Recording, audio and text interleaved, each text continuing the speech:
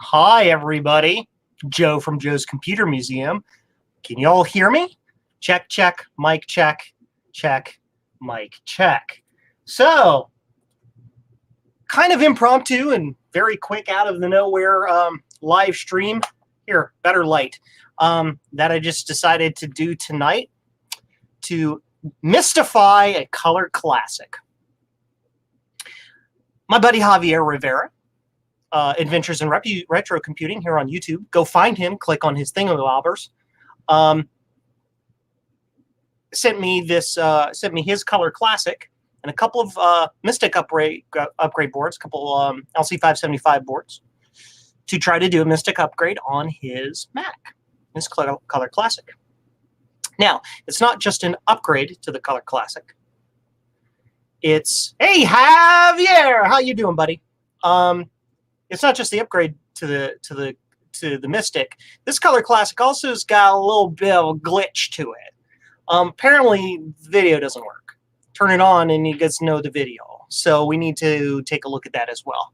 If we're lucky, it's just a blown resistor or a bad solder joint on something on the analog board or the CRT board.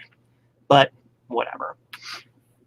So, what is the mystical thing? Josh Malone asks. Well, I'm going to tell you, but I just said it, so I'm going to tell you again.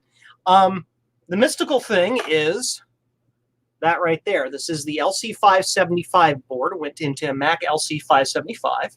It has the same connector doodle on it that a Color Classic does, yet it's like 100,000 times more powerful. Not literally, but it's more powerful. And you can just shove it into a Color Classic. You have to make a couple modifications so that it'll do the video correctly, but you can shove it in Color Classic and then have a Color Classic that's like amped up to 9,000. So that's what we're doing. So that's why I said mystifying, because I was like playing with words and whatever. This live stream is going to be super duper chill. Why not? I just felt like having some fun tonight. So let's get into things. Before we dig in too far, first off, thanks for stopping by tonight. I do appreciate it. I announced this video like 2 minutes before I clicked the go button, so, you know, whatever. Number two, if you're watching but haven't hit the like button, smash the like button. Hit it. Hit the likey buddy thing. When you press that, that tells YouTube that you really do like my stuff. And then it shows me to other people that like the same kind of stuff that you like. And that gets more people to watch the channel, which then means I get to like talk about cool nerd things with a lot of other really cool nerds. And it's a cool thing. If you haven't subscribed to my channel, how are you even here? But subscribe to my channel. Hit the subscribe button and hit the bell thing and do all that stupid stuff too. Again, that helps the system know that you like my stuff. What else? Yes, I may have mentioned it before, but yeah, this is Javier Rivera's Mac Color Classic that we're doing. He has a super awesome channel here on the YouTubes.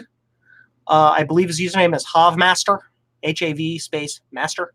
So if you want to see some other really cool stuff, he did a really cool video lately about a oh gosh, what's the thing called? A Franklin, I think. And a whole bunch of other really awesome stuff like that. So check out his channel. After this, don't leave me to look at his stuff. I have your eyeballs. Watch it. Watch me. But no, Hav is super awesome. So let's kind of dig into the stuff here. I have absolutely no plan tonight. I usually do live streams with some sort of plan. I'm just like, I'm going to hang out tonight. It's after work. The week is over. That almost looked like a Budweiser can, but not. It's not. And we're just going to figure this out. So the first things first is we have to figure out what the heck is wrong with Javier's Color Classic to begin with. So let's switch a doodle some cameras, if I can remember how to do this correctly. Where is thingy? I need to go like that. Ha-ha! Cool. So you can kind of see what I'm doing now. So we're going to go back like this, and we're going to change the angle a little bit. So you can see it better. There we go. Okay. So the first things we want to do is crack this thing open. Now I have to find my Mac cracker. I don't friggin' remember where it is. I think this is it right here. And that's the cracker. I need the extension doodle for it because it's just a hair too short. Okay. So if you guys didn't know, this is what the T9 Torx bit that's like super duper long that gets back into the recesses of things.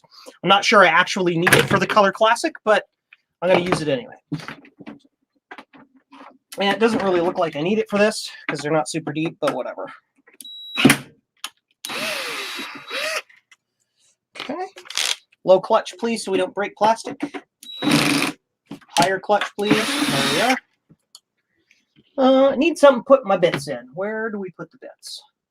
Where's my bits container? I got one back here somewhere. Stand by. I know I'm right in front of the camera. Screws container. Good. Alrighty. Screws in here. No screws in the back here. Nope. Gonna take that apart. Let's put this Mystic board over here real quick out of the way so I don't get confused. So first off, we're going to yank this board out. This is his Color Classic board with a Thunder Cache on it. Power drill. Yes. It's faster. It's faster. I'm lazy. Okay, cool. Now we need to pop this open. I just need to make sure, yep, there are two on the bottom here. Where is this? Protect the screen when we flip it so we don't scratch the screen.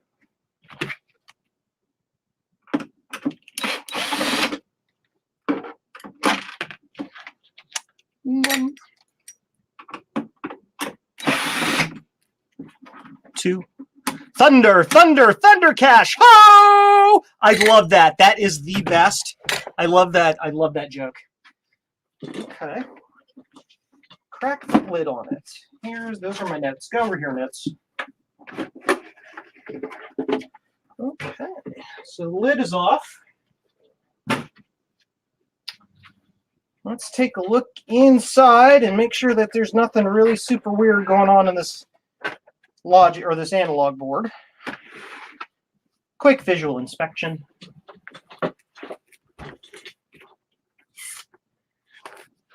Stand by. I'm going to hit it with a super light so I can see it.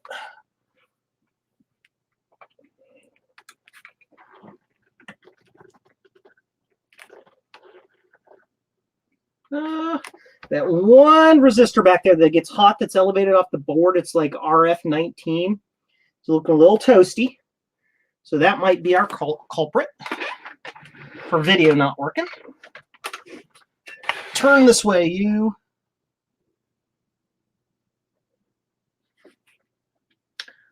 Yeah, it's looking pretty crunchy. Pretty crunchy. Let's see if we can get you in there, show you. So, need a pointy tool. There we are. We're going to get in here. We're going to zoom in. So, apologize for shaky cam, but I don't know if you can see it. But that one right there. See it? Can you focus on the correct thing, please? Focus, you stupid camera. Anyway, so this one right here, that one gets toasty sometimes. It's raised off the board for heat dissipation, but it gets bad. And if that gets bad, we have problems. So if that actually is our problem, then we just replace that and fix it.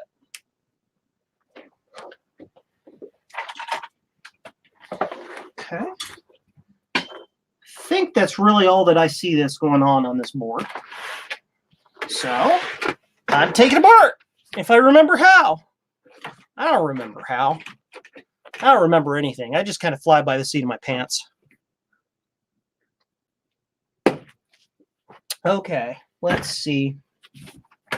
I've got to disconnect a whole bunch of friggin' cables. There's 1 or 2 screws I think I have to remove. Maybe. Your speaker is falling out here, Javier. It's just kind of flopping around in here. It's going blah, blah, blah, blah. Okay. Yeah, think that's all I need to do. I think I just need to pop the connections off. First things first, we are going to discharge the CRT. It's probably discharged. I haven't had the thing plugged in. I don't know how long it's been, though, so I'm being super careful. So that goes right there. I have my little homemade discharge tool here.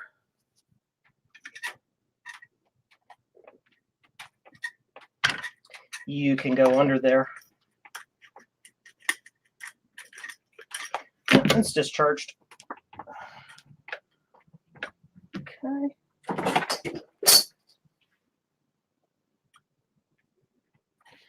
All right, well, which way does it go then? I don't freaking know. Look at me like I know things. Come off there, you. Release your secrets.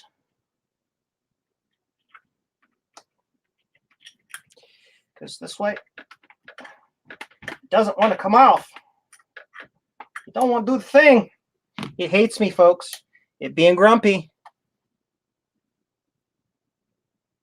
I might know somebody. Hey, Bruce, how you doing? He says he might know somebody on how to remove the analog board. Is that you? Is that the you that it is that we know?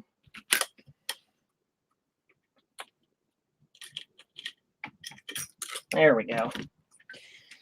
Basically, you just disconnect a whole bunch of cables if memory serves. You got to remove the net connector here. The ground clip's got to come off. Looking at this, somebody's been in here before. Javier, have you been in the back of this, screwing around with it? Use your hands to feel the clips.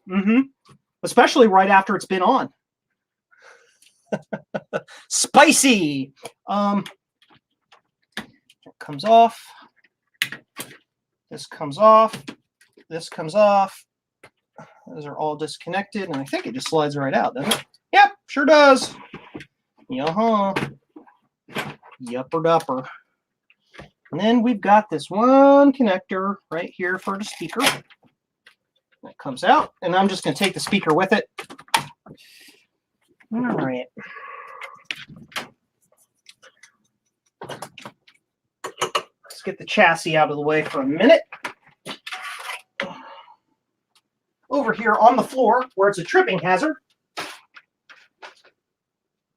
Okay. Let's take a look-see. Get you guys a little better angle so you can see what I'm doing.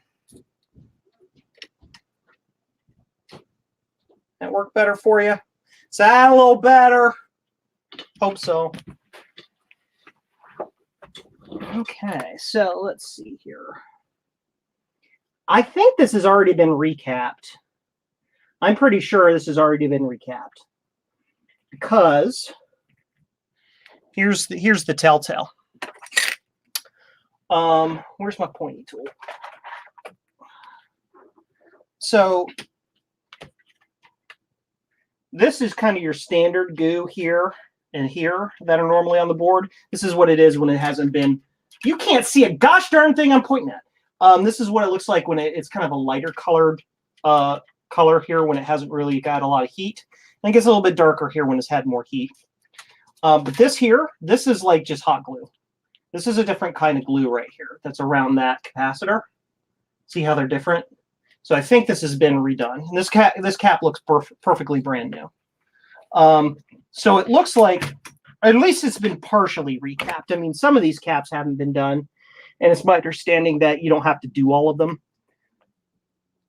So, you know, that's a thing. So what we can do is pop the board out of its little metal prison here, if I can get these clips to move. There we are. Okay.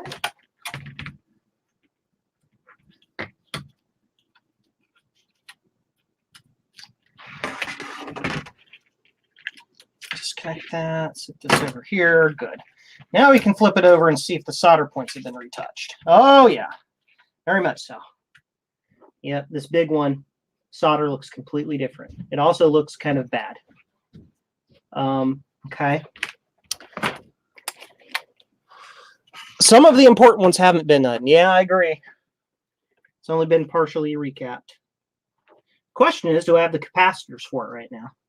I think I've got a spare set for the Color Classic. These joints are horrible. That joint is horrible. That joint is horrible. Not enough flux, or the iron wasn't hot enough, one or the other. Bad joint there. Of course, all of these joints on the heavy, on the big flyback, probably need to be reflowed because they tend to crack over time. Okay. Yep. Some of these joints are just atrocious. Javier, I hope it wasn't you that did this. Or was it you? Yeah. Right near that hot resistor. Yeah. So let's heat up the iron and start playing about a bit. I absolutely love that Bruce is in the chat right now, giving me emotional and technical support. This will only be the second one of these that I've ever done. So I don't know everything. Okay, so we're going to get the iron hotted up here, and we're going to reflow some of these bad joints that I can just obviously see are kind of muck. Hi, Frederick. Let's run through and say hi to everyone. We got Javier, Frederick, Britt, Bruce of Brankus Creations, Thomas Armstrong. We've got...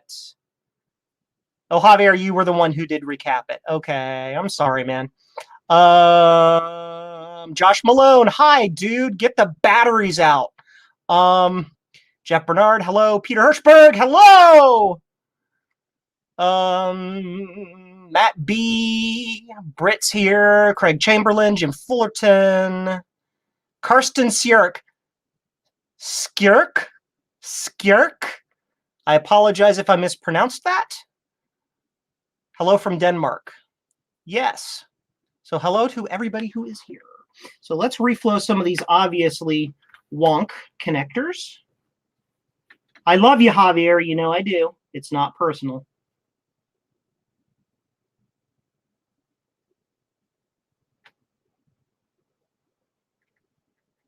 Wow, that's just not even flowing correctly.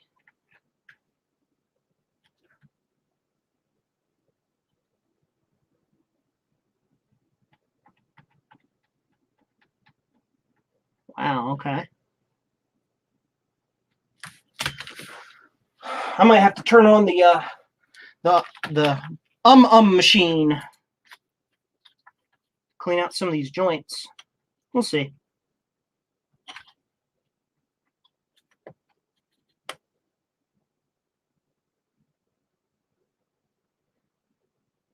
Nothing is sticking to this joint at all, so I'm just cleaning out anything, whatever is going on with the solder in this joint.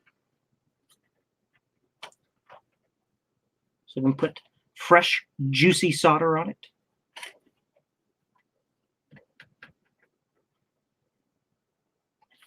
I believe it's also a really heavy wire connection and is sucking literally all the heat out of my iron.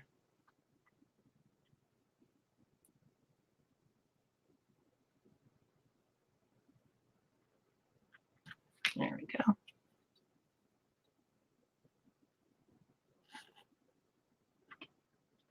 Big fat ground plane here, basically.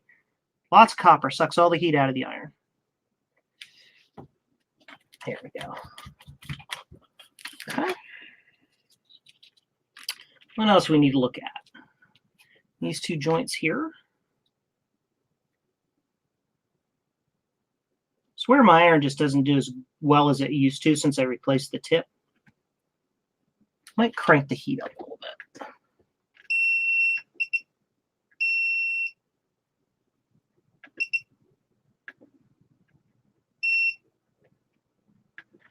Boost it up to 420. I usually run it at 390, but I'm boosting up to 420.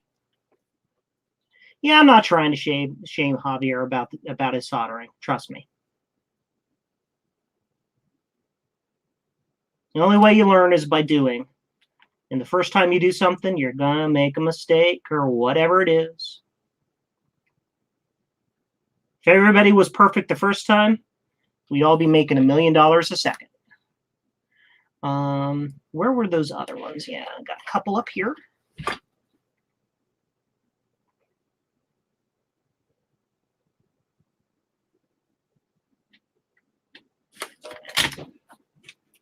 We're going to turn on the suckety suck machine. We're going to get that solder out of there. It's just balling up. It doesn't look good. In the meantime, I'm going to reflow these heavy joints here.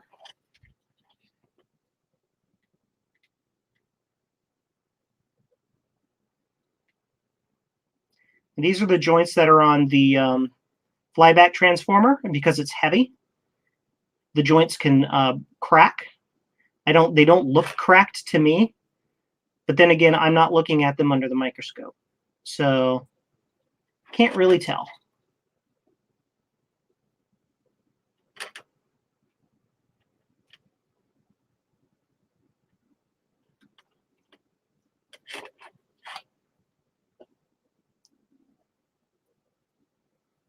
At this point, I know we haven't even turned the machine on yet, but it's all about preventive maintenance.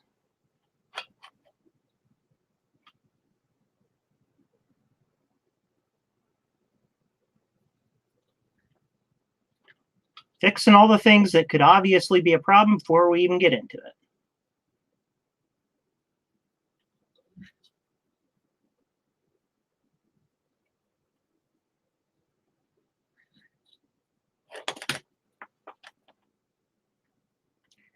Doobie doobie doo. Doobie doobie. Doobie doobie doo. There we are. And this one really fat joint right back here.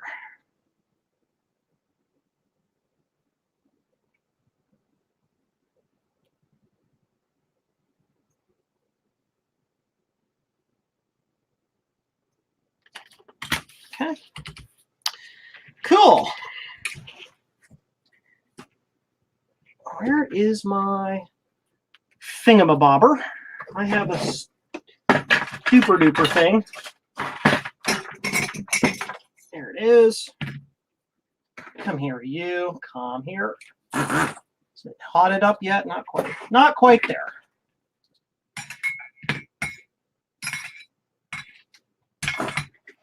Okay. That's over there for now.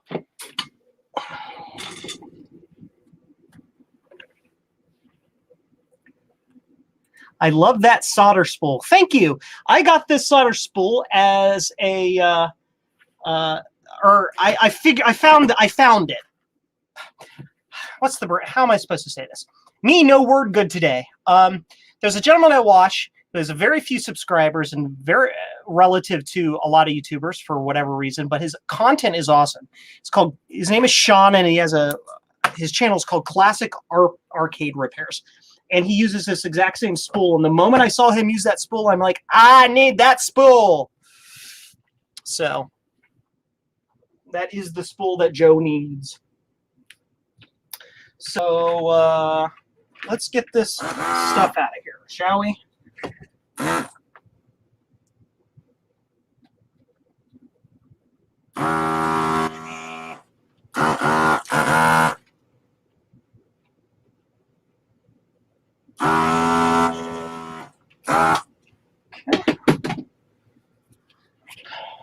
I usually don't have to add flux to such things. Those are the power connectors. Why is there bad solder on the power connectors? Did it come that way? We can't blame Javier for that one. These are the power connectors.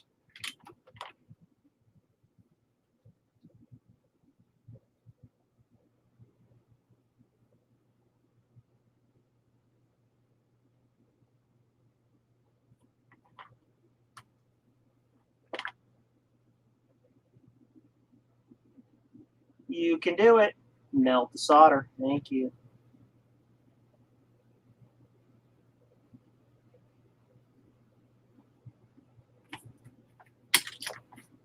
much better.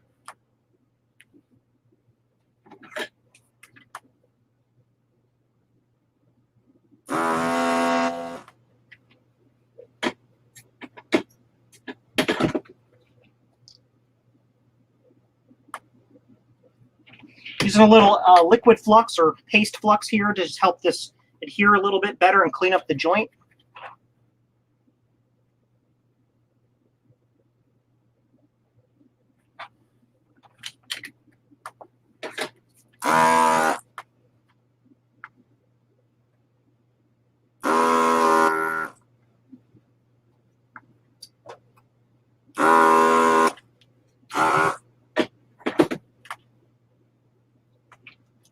Doobie doobie doo.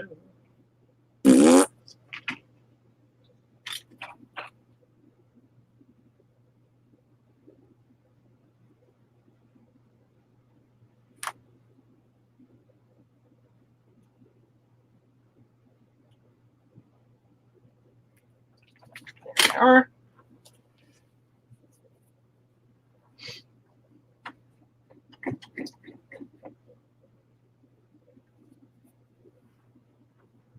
Checking the comments. Alamino, hello. I like using the recaps of a few years back. Yeah, they were so bad. Yeah. You should see my LC2 or Performa, whatever the LC410 or whatever it is. It's awful. Yeah, tension on the joints and they crack. Yeah. Hi, Justin Morgan. How you doing? We're starting with diagnostics of a Color Classic analog board that did the bad things. It went kablooey. Okay. Problem with this is that I can't really get it under my microscope. So I have to use the old-fashioned magnifying glass.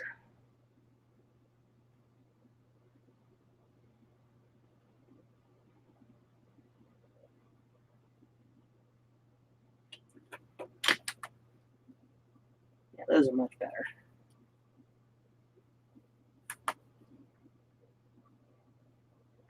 That one's better. Ah, you got cracked joints right here. These ones right here. I know I can't really show it to you because I can't get it underneath the microscope. But this one right here is cracked. Just ever so slightly around the base. This one has a ring around it, which makes it suspect. I'm not sure it's cracked yet, but it's definitely stressed. Yep, those need to be reflowed. So we do those. I'm going to reflow all of those.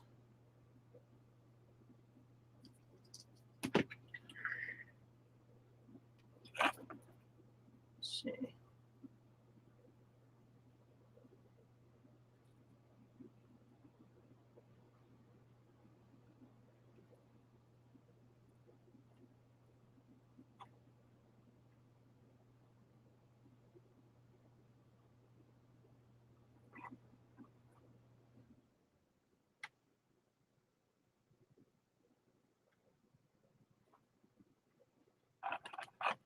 That joint is looking horrible. Horrible, I say.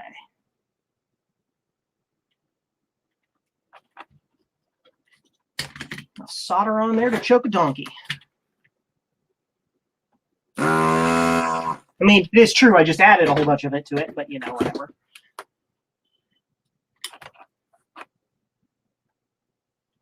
Get the joint hot. Then add the solder. There we go.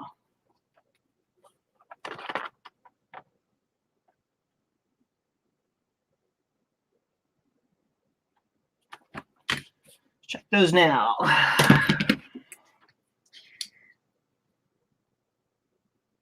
Yeah, this last one looks like crap.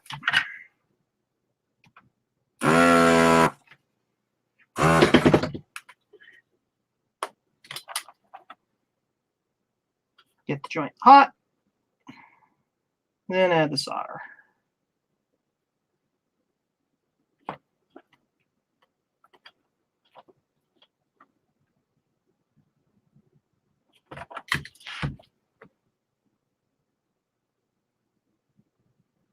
Better? In theory. I mean, they kind of look better, but they kind of don't.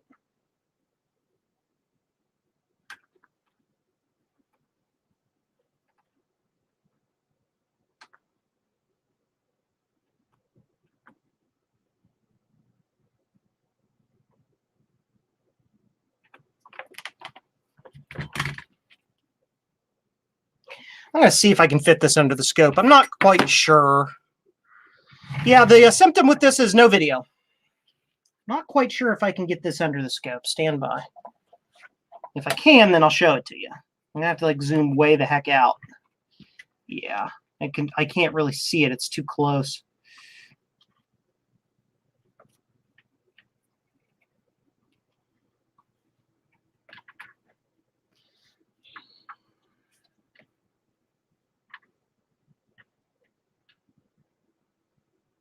Yeah, I can't get it under there.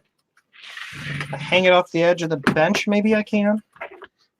Then I can't get my scope out that far. Comedy of errors, folks. Oh, now I can see it.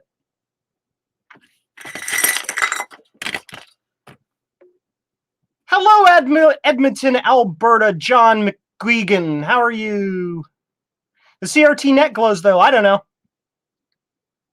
I'm just checking stuff. I'm doing a basic sanity check before I do anything.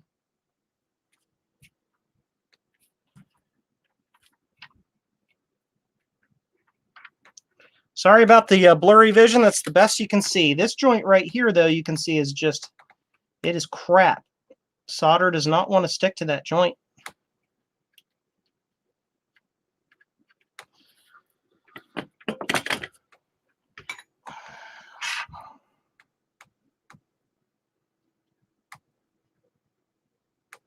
More flux. How's my Friday going? My Friday is chill. We're just having a chill Friday, hanging out with my friends on the YouTubes.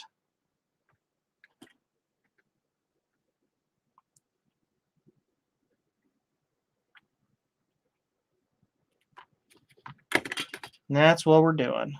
We're fixing a Color Classic analog board that apparently has problems. Stand by. Back to the other camera.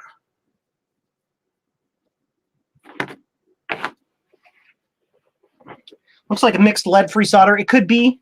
I sucked those joints out and re-added my own lead-based solder in there, so, you know.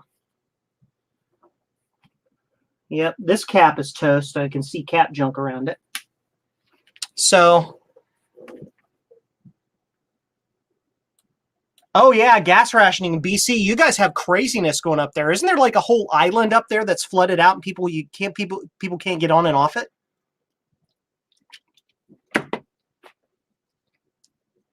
I'm looking for the wonderful post comment by Brankus.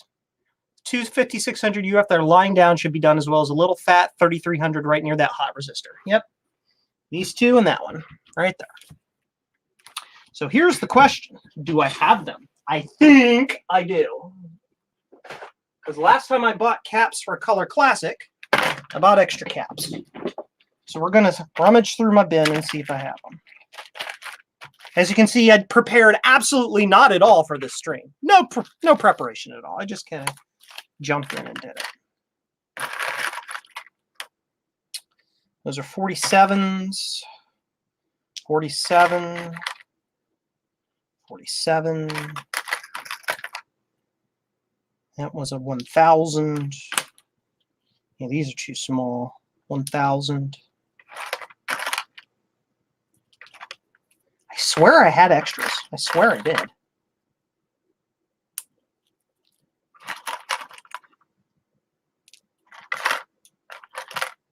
Apparently not. Well, it looks like it's not even going to get recapped tonight, Javier, because I'm with Doof and didn't order freaking caps. As you can see, I have plenty of those 47 microfarad 16-volt tantalums for doing, you know, those things. Let me check my other bin here. you know, like every surface mount cap on every Mac since the beginning of time. Let's check this bin and see if there are any in here. I don't think so. This is my generic bin, my non-specific caps bin. 1000s. Those are 470s. Yeah. Ooh, I do have a couple big ones in here.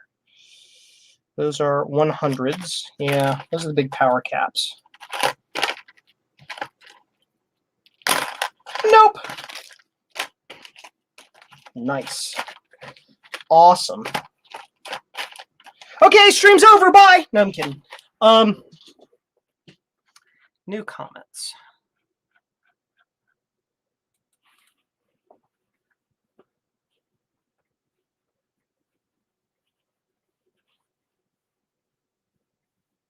Yeah, just I'm reading your comments. Yeah, I'm sorry to hear about all that craziness going on up there in BC land. So those two definitely need to go. Yeah, and I can tell. Yeah, they're gooey all over the place. And this cap is just, or this resistor is just blah. Let's get that. Let's liberate this resistor real quick. That was isopropyl alcohol I put on there. It helps remove hot glue. Now, it doesn't dissolve it. It helps just release its bond to the surface.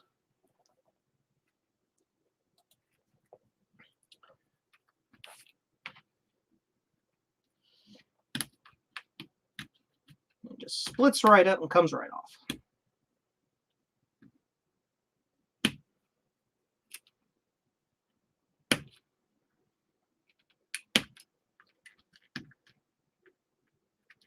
Trying to get access to this resistor. I could do it from the bottom of the board, I suppose. I'm just trying to get access to this resistor so I can check it for continuity and all that. It really doesn't want to release. So we're going to check it on the back. Should be right there, across those 2 points. Right there. Resistor checker. IPA, I need more. Which kind? I mean, they're both alcohol. One is tasty and one will make you dead.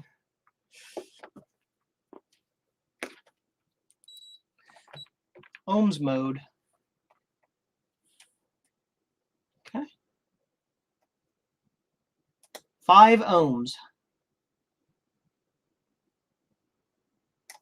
I'm not quite sure that's supposed to be 5. I'm not sure what the ohmage of that resistor is, but I think 5 is a mite too low.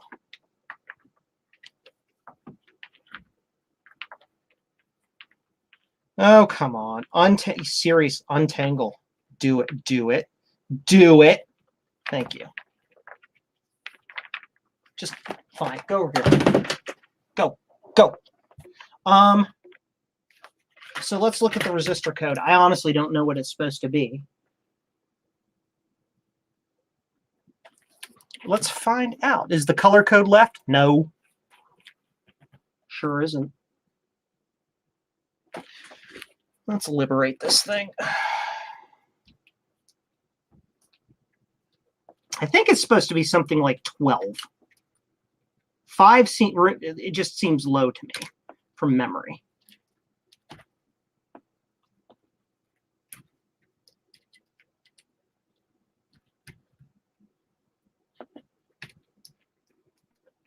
Give me your secrets.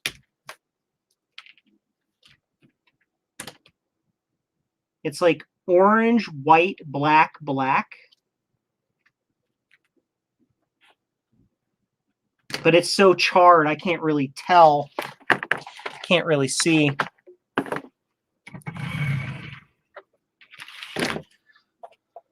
Let's look at it on the scope. Heat may allow that glue to release easier. I know. I know that. I am aware of that.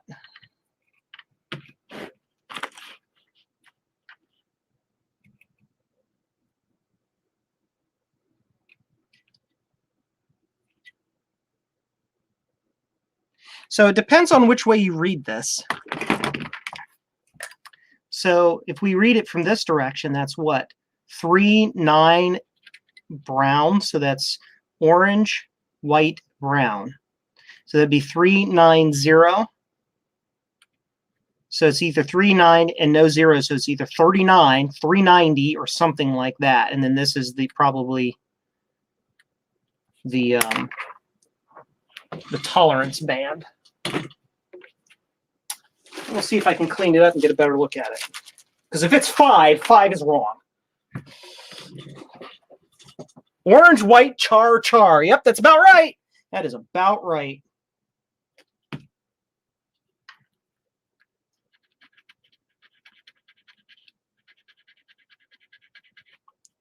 It's not even really coming off.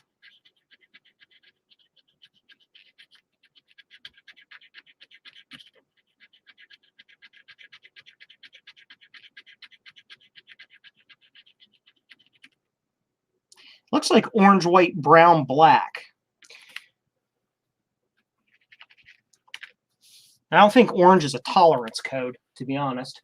I mean, it might be. But it'd be like it's some insanely high tolerance.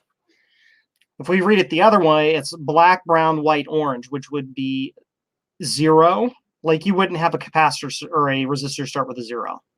It wouldn't be 0, 1, 9, and then orange. No, it's 390. 3, 9, and 1, 0. Ooh, what's going on with this resistor next to it? This 47 or 4.7. Ooh, it's like the stuff is coming off of it. What is this? What is this nastiness? Can you guys focus in on that?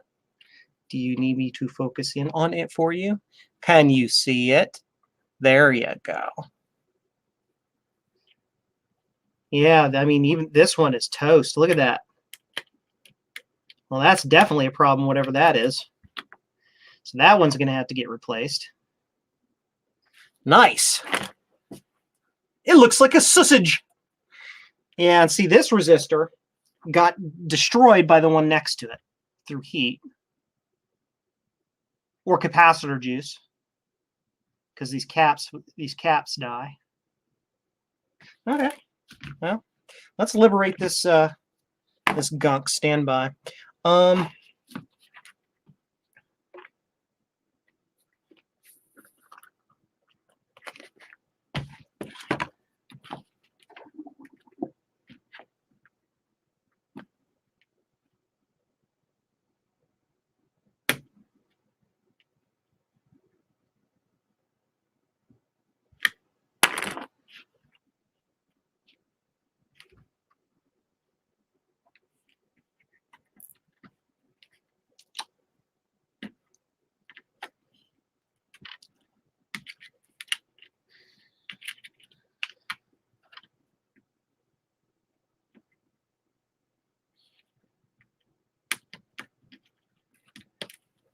I know I have to cut this resistor out of here eventually, but I'm doing it my way. Deal with it.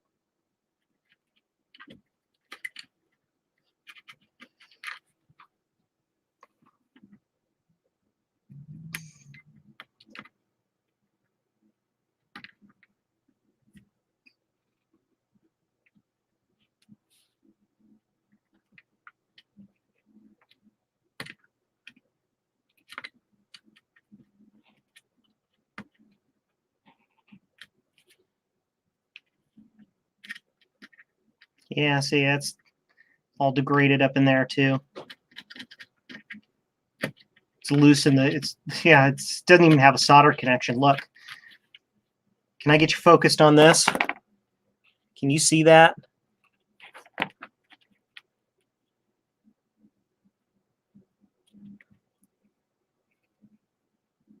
Look down in this hole as I move the move this. The entire joint down there is like bobbing back and forth. Yeah. Yep. So that could also be a problem.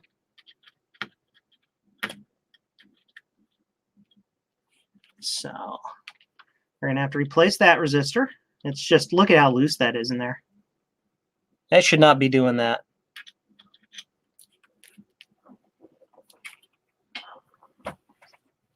470 to 4.7. So yeah, this resistor right here was yellow, purple, gold, gold. So that's going to be 4.7 with like a 0.1 tolerance factor.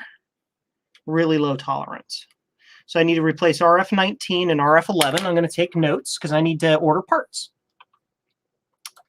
Run notepad RF19, RF11, which I think is 4.7 ohm, and RF19, which is 390 ohm. Gold tolerance. I swear I have one of these 390s. I swear I do. Again, because I ordered extras. Aha! I do! Look at that. Look at what you can't see on screen. See, I got extras. So we can go ahead and replace that one now. Yellow is 4, yes. So yes, this one here is a 390. This one here is a 4.7 because it is 4, yellow for 4, purple for 7. The one that broke off here was gold. So that's going to be a decimal point. So you move it back one. So 4.7, and then that makes it 4.7.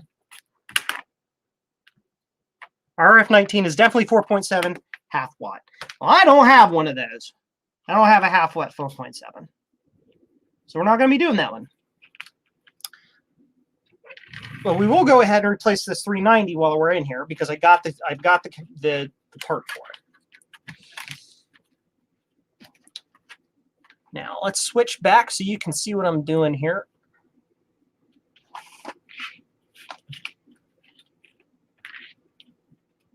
So I'm going to wiggle, wiggle, wiggle. Oh, yeah. Yep, it's just completely come off the board. It's actually pulled the trace up. That's going to be a fun fix. And that one that I tested before that was 5, that was at 4.7. So that's actually within tolerance. But yeah, so I can go ahead and test this other one. Might as well. They're nearly across the same points. So let's test this 390, which is this one. 367. It's a little low. Little low. So comparing, let's test these.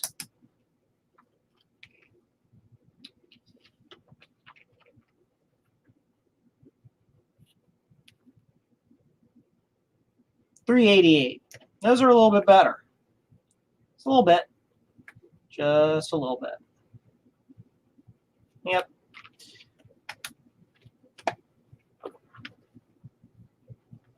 Archaeology is cool and all, but I would check with the schematics. Oh yeah, I'm definitely going to check with the schematics before I just randomly throw one in there. The 390 is the 390. That's normal. So let's get that one out, which is going to be fun because of pulled traces.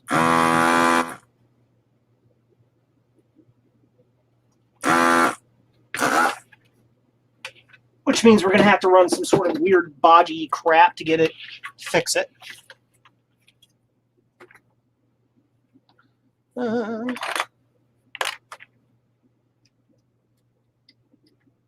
right, that's out of there. And then when I put these in, I tend to raise them way up off the board, just so they're way up out of the way of it with any radiant heat they might do.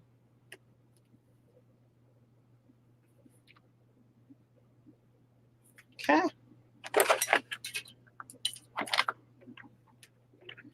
We need the fat resistor folder. Yes. So what diameter is that? That is the smallest diameter.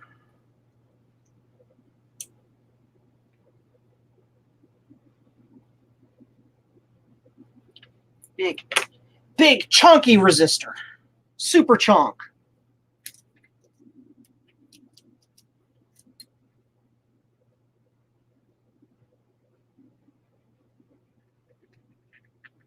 Okay. goes in there like that. Okay. Do you have enough tension to stay in on your own? You do. Again, I have to look at this with a magnifying glass. Yeah, that pad is completely gone. That pad is still there, but this one on the bottom is gone. So I'm going to have to do a little prestidigitation with that. I'm going to have to take the lead and fold it over, connect it to the pin next to it. Stand by, this is a little footery.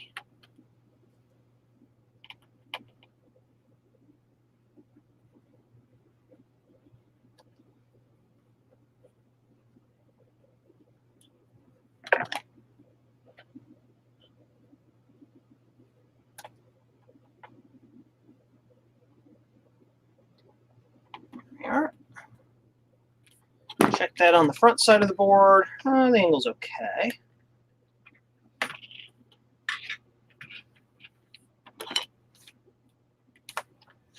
All right. Both of those are on the 24-volt rail, which can help for your troubleshooting. Why, thank you. Look at these people in here who are smart and know more than me, who actually know the specifications of the machine. And I just randomly, like, it looks bad, I'm going to put a new one in. Now, I'm cutting away the solder mask here so I can make a nice solder blob for this for these pins to connect to anchor to. Since the pads are kind of gone, they've kind of gone walkabout.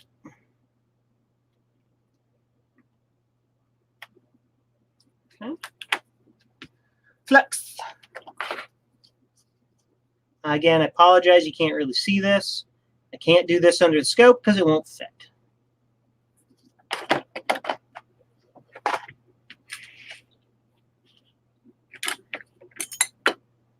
They make cool heat sinks for resistors. Yes, they do. Because if they were hot heat sinks, they'd be cold sinks, and then they wouldn't do their job now, would they?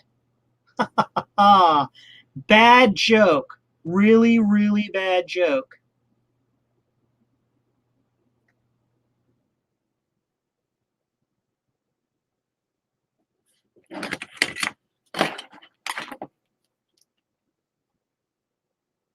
Yep, that's on there. So now we can position this resistor a little better.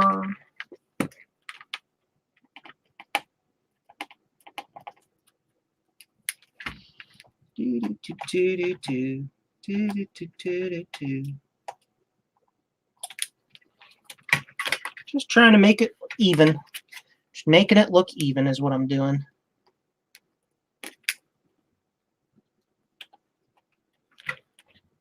Yeah, it looks pretty good. That looks pretty good. Now we need to snip off some of this excess because we won't need that.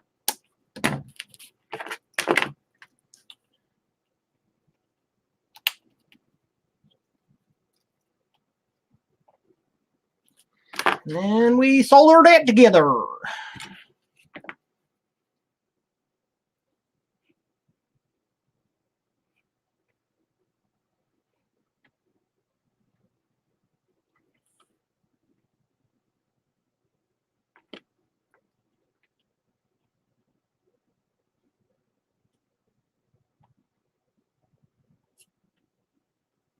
All right, that looks good. Do some trace checking.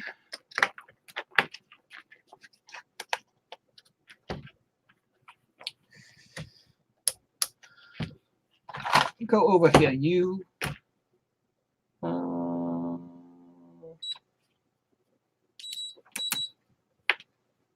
Check between that point and that point. Yep. And between this point and that point. Yep. In theory, that should be good. So if I check between, I'm doing this very, very carefully. This point here and the front of the board.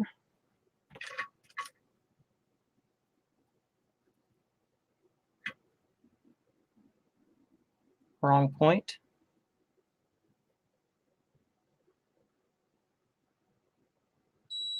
That point, yeah. This point. Yep. And then I want to check between this point. Basically checking on the back of the board on a point that's common to the resistor but isn't the actual resistor's connection. Just make sure it's got continuity through its connection rail. So it does. And then I just connect across it to make sure it has 47 on it, or 390. 371. Good. Cool. So that's fixed. So we've done that. This goes back in its bin. Yeah, I don't have a 4.7 at all. Yep, so I'm going to have to get a 4.7. People saying, hi, Dave's Vintage Apple Tech. Hi, Dave. Josh Wagner. Hi, Josh. Does this have the Mystic board in it or the stock one? Well, that's the trick. That's the whole name of the stream, Mystifying the Color Classic. So this is Javier Rivera's Color Classic. It was working, and then the screen got dimmer and dimmer, then failed completely, and there's no video on the screen. But he also wants me to do the Mystic upgrade for him, which involves doing some things on the boards. But the first things first, we got to figure out why it has no video. We got to find out why like the nothing is coming up on the screen. So that's what we're doing right now. We're just doing some basic diagnostics and common sense checks. I haven't even actually got to diagnostics yet. I was just looking for bad solder joints. We found a couple. A couple that were the stock joints from Apple. Go Apple. And a couple that looks like where they were a little crusty, a little bit, where Javier replaced 1 or 2 capacitors. Again, no offense to Javier at all is intended. We're not all perfect. I've made plenty of mistakes, and I've probably made 8 myself in the past 13 seconds. So, you know, whatever. But yeah, we are eventually going to be putting the Mystic upgrade in it. But we got to get the board working first and get the video working. So that is what we're aiming for. And the main thing you missed was the super, super crusty 4.7 ohm resistor that fell apart when I looked at it. So yeah, that's a thing. It technically still conducts, and it technically still says it's 4.7 ohms, but I don't believe that. So we have to replace it. But the problem is I don't have one. I don't have one. So we can't replace it today. The other problem is this needs a full recap on it. The analog board does. And I don't have any of the capacitors that I thought I did because I'm a bad, awful person. So yeah, I am going to look over here because I just remembered I might not have them in a different place. So let's stand by. We're going to dig in the corner here. What is in this wonderful box? That's definitely not the right thing. That's for a totally different project. Hey, look what I found. Look what Joe found. Look what Joe found. How about that for suspense, huh? Remember to check the board on the neck. Yeah, that's going to need some stuff too. 3300 UF. Well, would you look at that? Bruce! Bruce, I found the caps. I found them.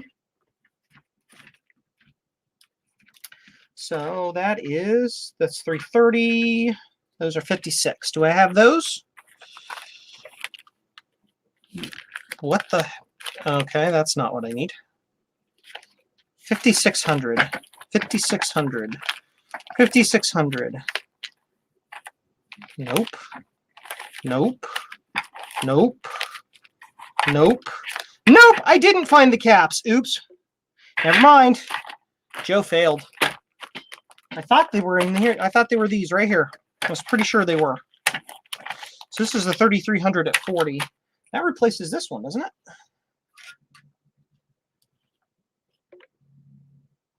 That's 3300 at 16. It could, in theory, go there, but that's the voltage is a little high for my taste. So, nope, those aren't it. I do have another bin over here, but I think this is for a different project. Stand by. Yeah, this is like transistors and Darlington arrays and things. This is for a different project.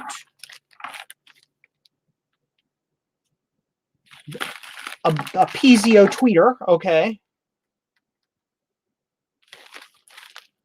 Yeah. Why do I have two of those? Why? Those are the same thing. Okay. Whatever. That's for a different project. Let's look at this box down here. Yeah, that's also a different project. I got a lot of things on my plate, folks. So no, I don't have those capacitors. Well, poopy. Bruce is having lunch. Yeah, that doesn't surprise me. It's about that time of day for him over there. Yes. So we also need the 5600 UF 10 volts flat on board. And we need the big guy here, which is 3300 16 volts. Yep, 3300 UF 16 volts by Big Blues. Cool. Well, poopy. Well, I don't have those parts. So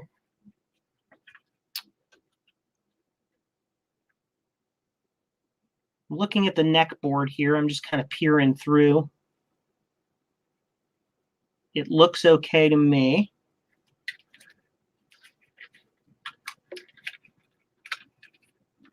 Does this thing pop off here?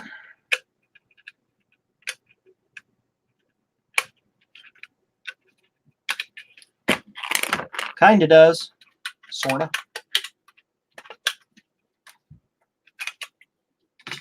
Just looking at the back here.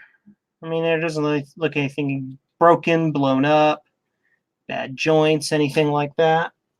Could probably stand to be looked at under the microscope if I can get it under there. Not sure that I can. Let's find out. Let's find out.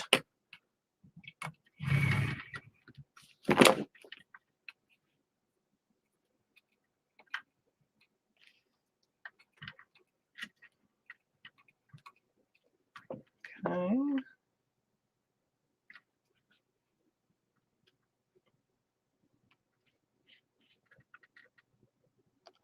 Yeah, those joints all look great.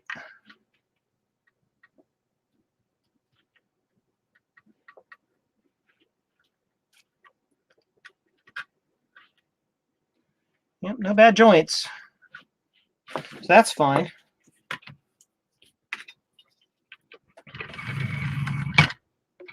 John Mounts, hello all. How are you?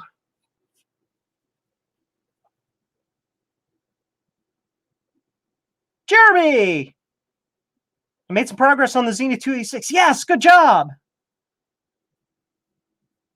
For the 4.7.5 watt, do you have two 10K quarter watts? Oh, yeah. I've got quarter watt capacitor or quarter watt resistors from here to the end of time. I got like thousands and thousands of them. I just usually don't carry the heavy wattage stuff because I'm usually just generally working on digital stuff. I don't do a lot of analog stuff that uses those high dissipation resistors.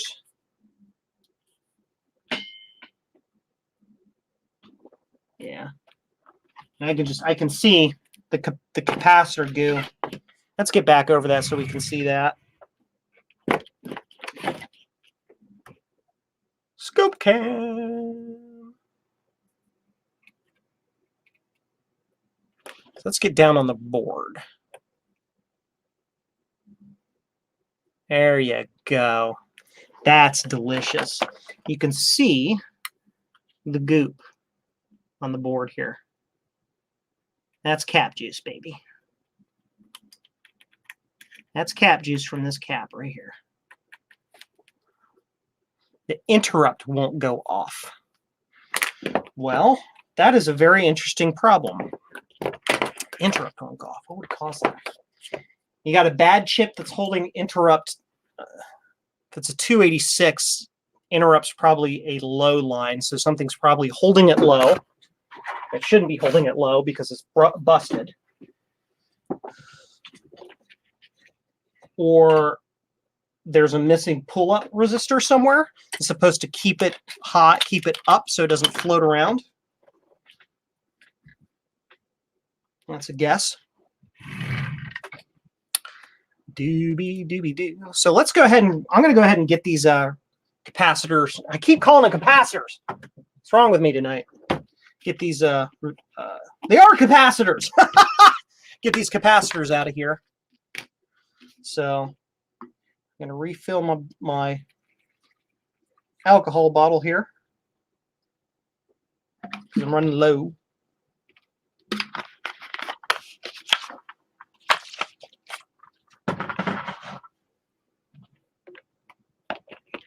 Put some alcohol around this area to loosen up those capacitors.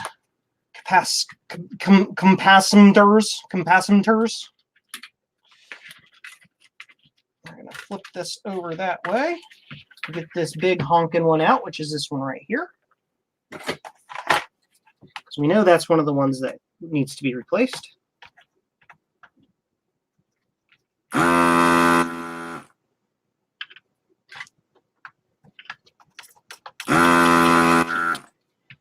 And that sucker fell right out. And why did it fall right out? Because this machine kicks butt. Fell right out. Didn't even have to yank on it. It gone. Yep, there's cap juice under it. Cap juice. Tasty. That one's out. These have got to go. A lot of these here usually need to be replaced as well. I put away my stick. I need my pokey tool.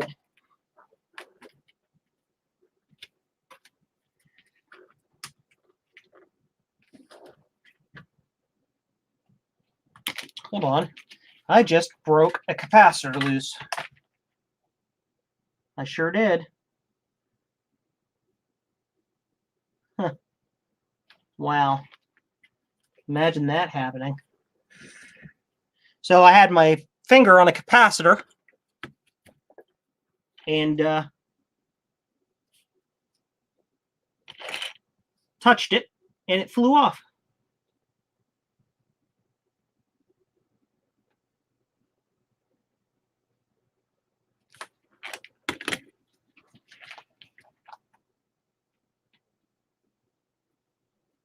It's connected still.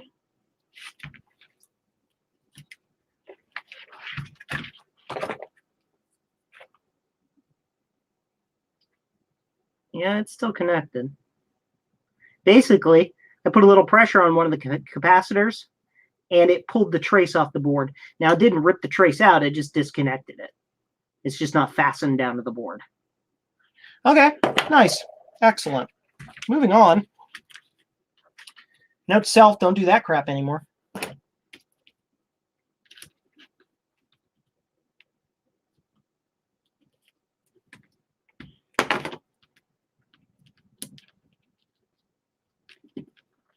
This glue is awful. I hate it. Even with isopropyl, it's just a pain in the butt to get it unstuck.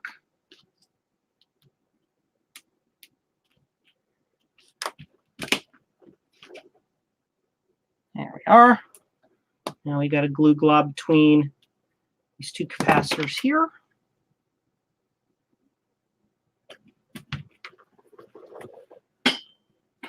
I think it busted itself a long time ago. Yeah, that happens. It's just how they are.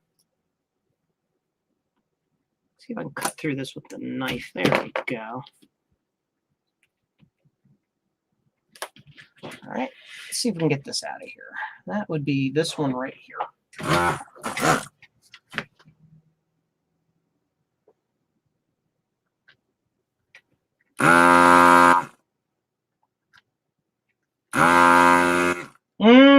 Smell that cap juice. Nothing like vaporized electrolyte to let you know that you have your smell is still good and you don't have the coronavirus. Yeah. Oh yeah. Nom nom. We're loving it. Just loving it.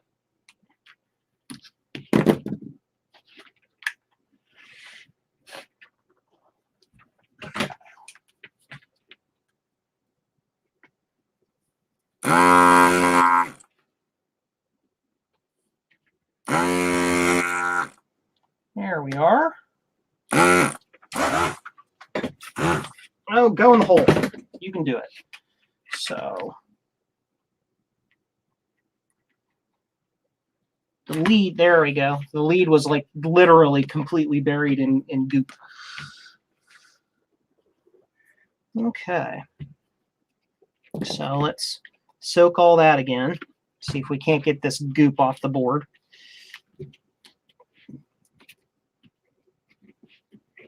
Mainly because it's just going to be in our way when we replace the capacitors.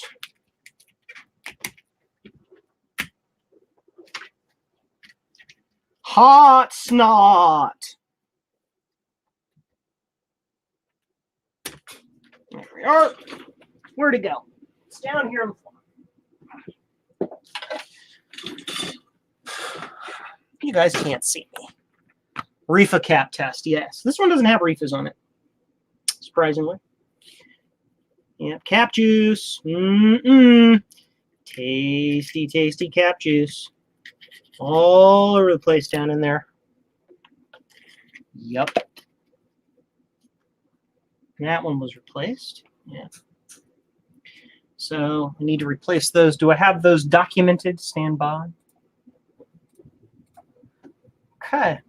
Next thing I'm going to do on this wonderful little chill stream, 17 of you watching right now, is I'm going to go to Bruce's Recap-A-Mac. Because he has done all of these before so many times, he has a lot of great information. And the information I'm looking for is what capacitors we actually have to replace here. So we're looking for the Color Classic. Does he have it documented? Analog board, he does. Yep, and then all of those down in that corner. So, Javier, sometime off channel, you don't have to throw it in the chat now, you can let me know which ones you've already replaced, so I don't have to replace those. I can guess a couple of them because they have the goop on them. They have the new goop on them, but I want to make sure that I do this proper.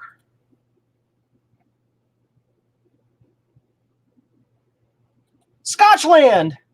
Thanks for the live stream. Good luck with the rest of the refurb. Good night, day. I'll see you, Craig. Yep, this live stream's been super chill tonight. It was 2 years ago. You can't remember. Okay, we will just assume that they all need to be replaced, and we will simply replace all of them. How's that sound? We just gonna do that. Yeah, this capacitor, this one right here, is the one that causes the most trouble. Right there, we've got that one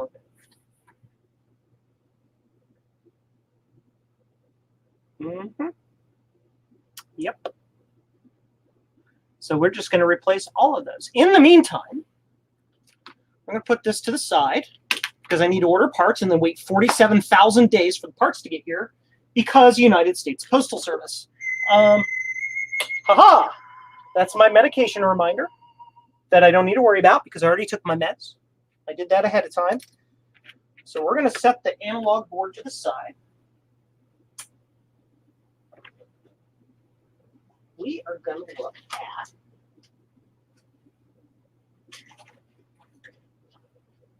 this. We're going to look at the actual Mystic board. Now, Javier, question number 1, my friend. If you happen to know, do you happen to know if either of these work? Because I don't have an actual machine to put them in to test them yet. So I don't know if they work. I have no idea. If they work, great. If they don't, we'll figure it out. Now, this definitely needs a recap. So you see, it's full of all of these juicy electrolytics that need to be replaced. So we're going to go ahead and do that. Or I'm going to try to, anyway.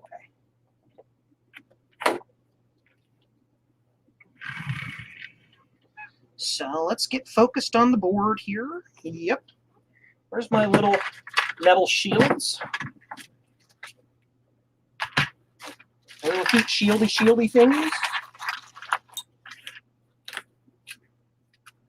I'm going to need those.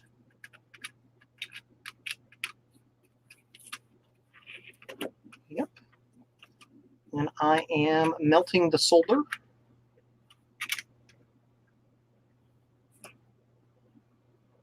Cool. So the one that had the RAM, one does, well, I don't know which one that was because you shipped them to me without anything in them. So I don't know which one that is.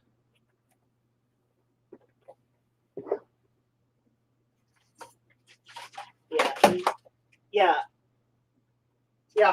you sent them to me with everything in a static bag, so I don't know which one it was. So I guess we don't know which one it was. So we're just going to recap both of them and then try them both, I suppose, right? So hot air station, turn the heat way up on that sucker. Up, up, up, up, up, up, up, up, up, up, up, up. 420, highest. Yep. I'm going to change the nozzle on this and put the smaller nozzle on it.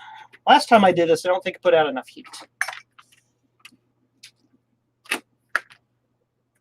Yeah, man. The tantalums. I'm just lucky. I happened to order a whole bunch a while ago. I just happen to have them. Yep, that's the smaller nozzle.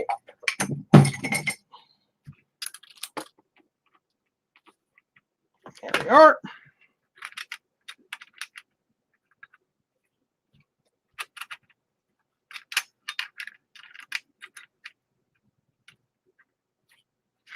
Cool.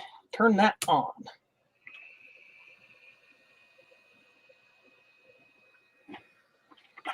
All right.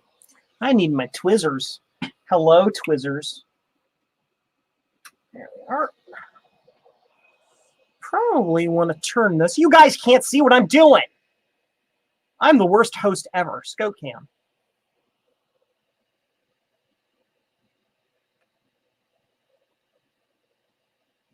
There you are. You can kind of see that. I can also sort of kind of see that. I need to change the direction of that so that I can actually get at it.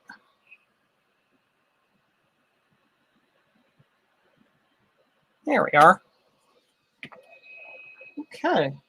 Let's see if we can get this off of here and see if we're going to make it explode or not.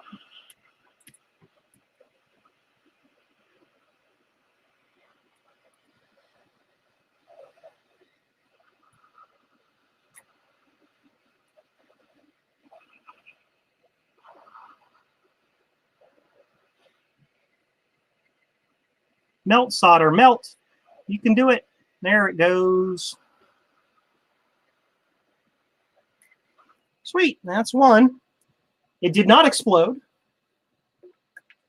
I need some place to put this. Stand by.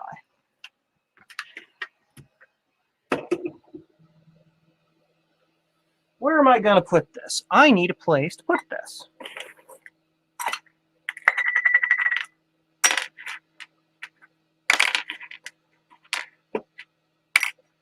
As is evidenced, I plan nothing. I'm flying by the seat of my patoot. I need something metal to stick this hot capacitor in. I don't have anything. Because the thing I usually put it in has got screws in it. Fine, the screws will go here, and it'll go there. Great.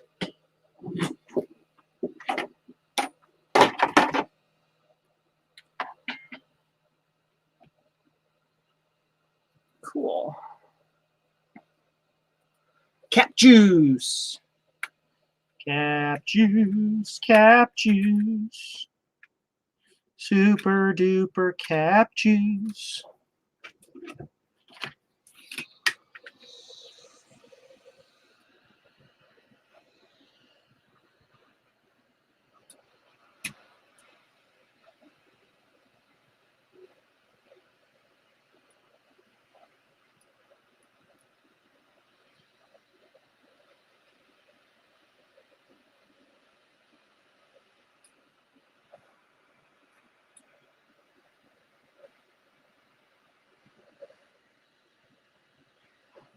Got it?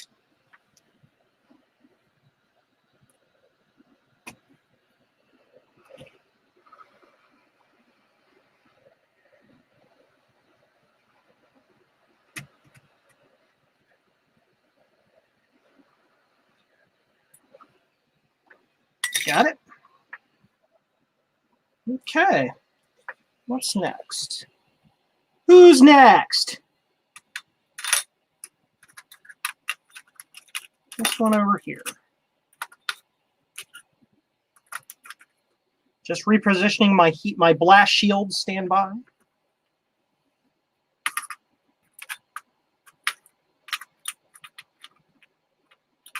Basically just little aluminum plates. That's all they are. That one doesn't fit. Of course it doesn't fit, because that would be convenient. That would be super convenient. What?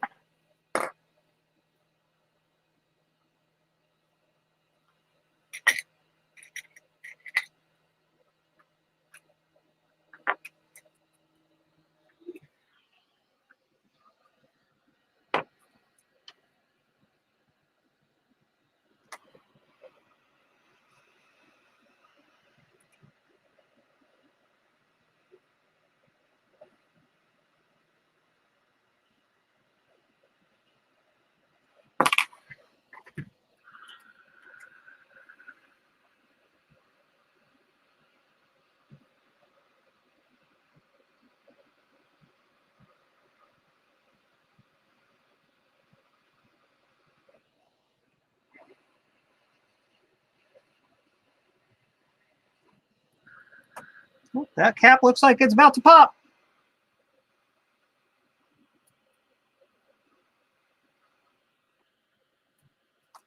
I got one side released, but the other one doesn't want to come up.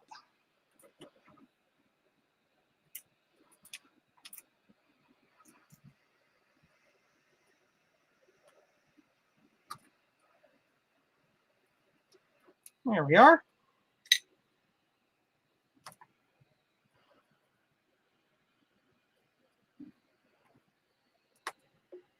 What is the best shield for hot air rework? I don't know. I'm using big chunks of aluminum. It seems to do a really good job for me. Aluminum cans, just aluminum cans can work really well sometimes. Captain tape works if you're not if you're just trying to keep glancing air off of it.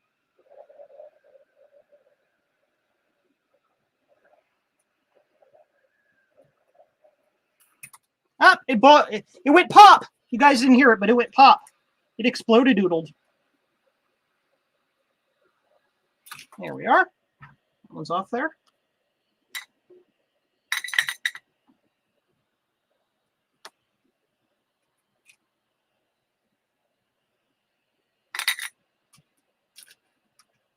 Of course, on this board, every single one of these is near plastic. So, yeah. Box cutter blades, yeah, those work really well. PCI slot covers, yeah, anything metal. It just kind of, it sucks up the heat and keeps it away from the plastic, so the plastic doesn't melt.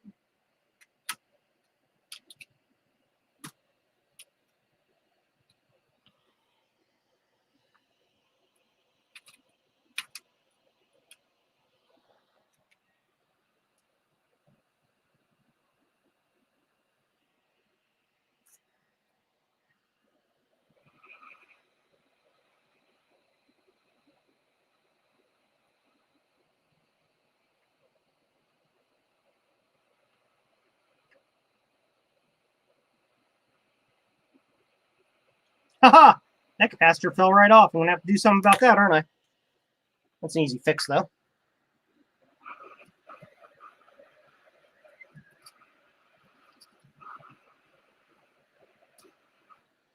There we are. I'll fix that capacitor, roll that little tantalum while I'm in the area.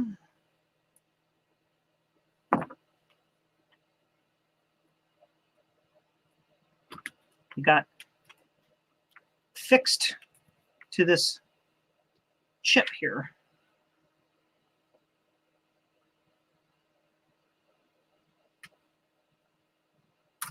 There we are.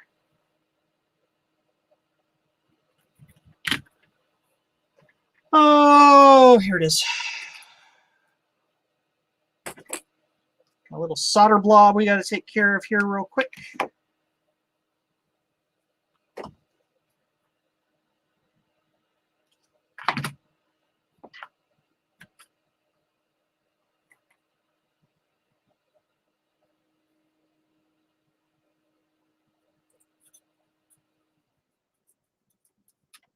Okay.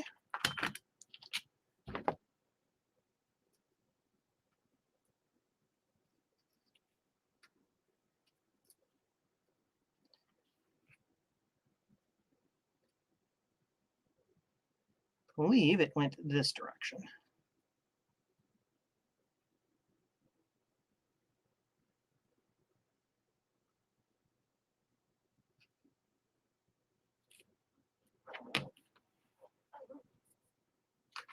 I think it went that way.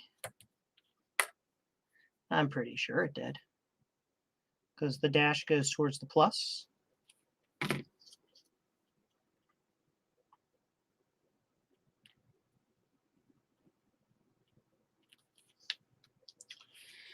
Okay.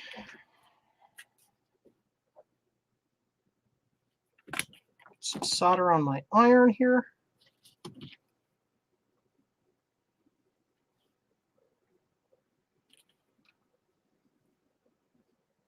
You guys can't really see what I'm doing, can you? You can't see.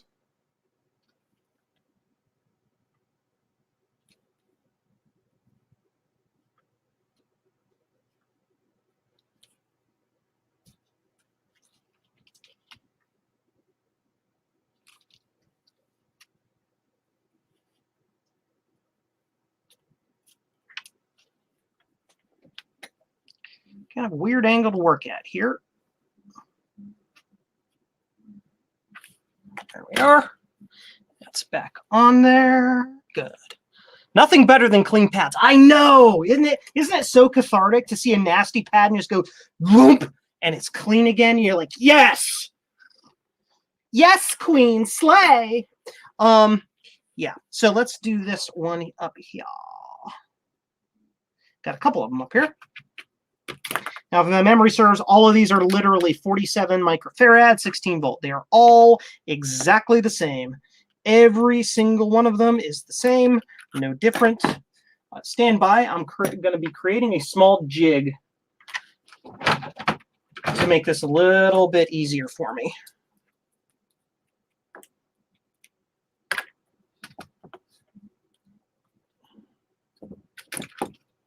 There we go.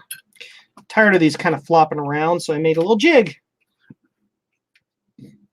You can't see where we are. There we are.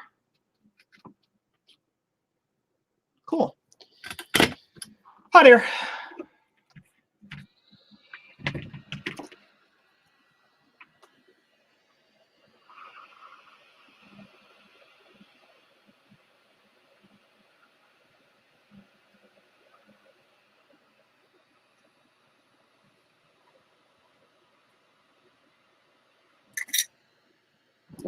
I'm moving my jig all over the place, having problems. Stand by. Hi, I'm Joe, and I'm super clumsy.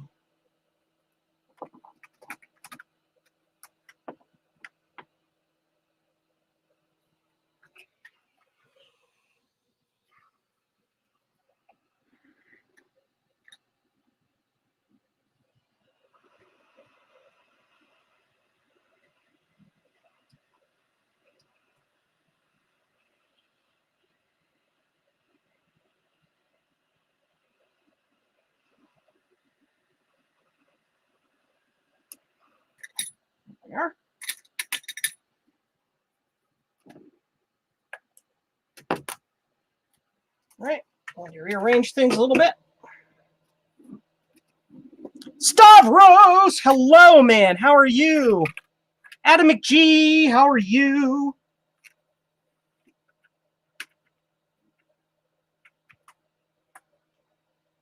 Just re-jiggering my jig. Stand by.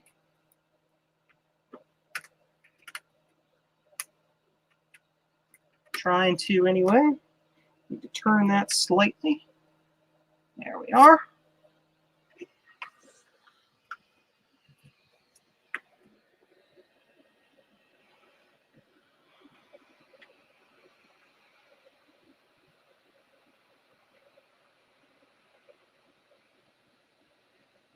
To all the newcomers who came in, what are we doing? Well, this is the Mystifying an Apple Color Classic. For those who know what that means, we are doing the Mystic upgrade to this Color Classic. Right now, we are recapping or starting the process of recapping the LC575 board, or also known as the Mystic board. Hot. We had just finished doing some stuff on the analog board, only to find out that the analog board is in bad shape and needs a whole bunch of parts that I don't have. So yeah, stand by. I'm just redoing my jig here.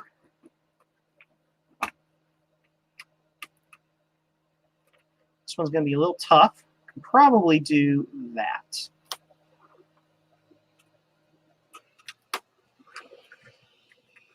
Just taking a break from paperwork. Oh, I'm sure you've got lots of paperwork that you have to do, sir.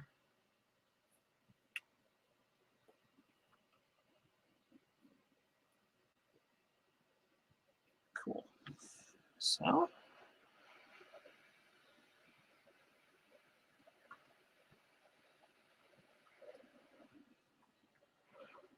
Can't really get at this one. This one's a little tough to get at.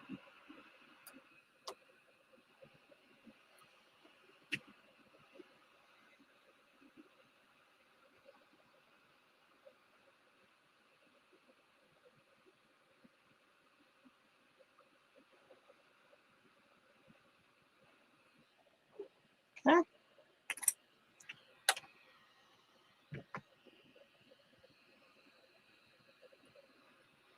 Stop it!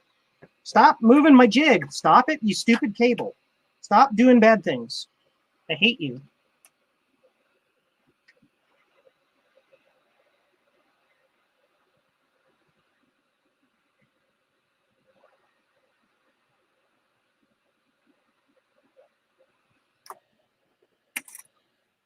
Okay. These two down here I can probably do without a heat shield. But I'm going to use one anyway.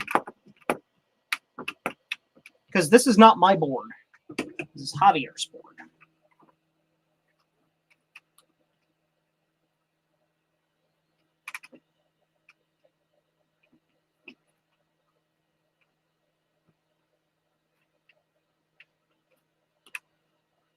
Yeah. Off topic, but when am I going to continue working on JCM1? You know, I think about JCM1 literally every single day. And I just don't know where to continue. The video adapter is really what needs to happen next. But it's such a pain. Like, I don't know how to do it. Like, I don't know how to really execute that. And it requires a lot of thought and planning and design and patience. And I just don't know how much of that I actually have.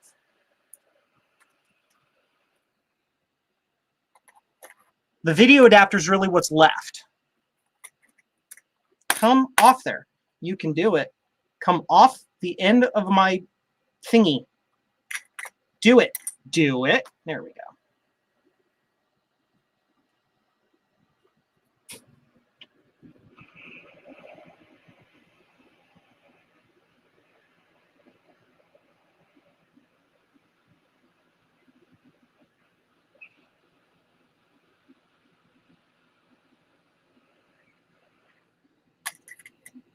Okay. So check the board, make sure I didn't miss any. Nope. Got them all. They're all off there. Now and I did them all without blowing up any. What about a TMS 9918A? And I had thought about that too, but the thing is, if you know anything about me and the way I do things, I don't like using original chips, if that makes sense. Like, because the TMS, the 9918 is not made anymore, right? And I don't like stealing working chips for machines that they really should be going into, right? So for my own little pet project, like, I don't want to steal a working TMS. And even if I did, I would use like a 9938 instead of a 9918 just to have the better features. Now, there was this F18A project to reverse engineer the 9913 or the 9938, which was really friggin' awesome. But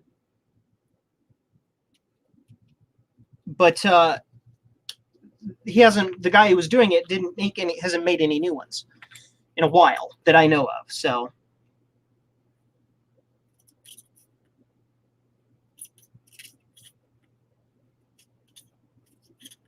These capacitors actually are pretty clean.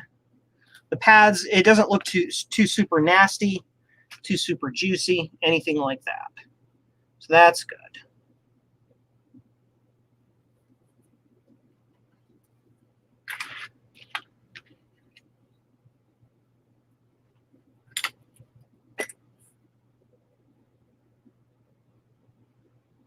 Yep, they're all taking solder really well. Pads are all pretty clean.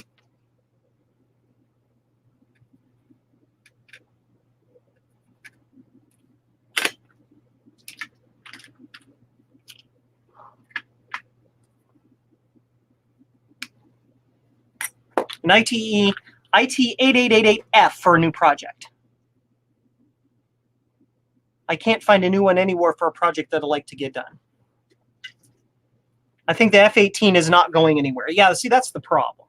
Like, I could design it around the TMS 9918 and then do a drop-in of the F18A.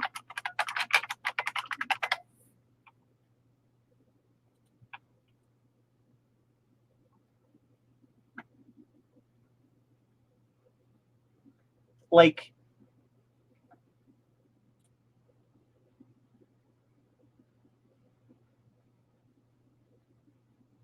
I'm looking for it. Stand by. Where is this thing? 18A, TMS 9918. Trying to find the guy's actual website.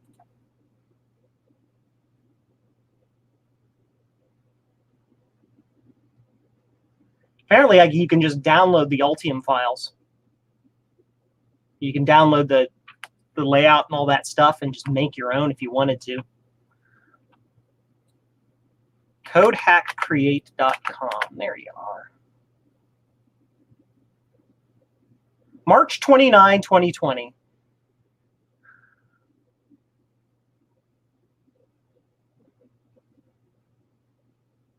Yeah.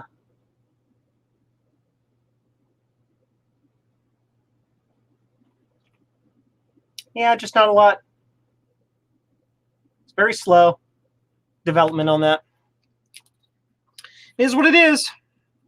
People do what they want to do the way they want to do it. Not everybody has a lot of time to play with their hobby. You know, they got to do things at the speed that they can do them. And if that's not fast enough, you do it yourself. You find your own way to do the thing you want to do.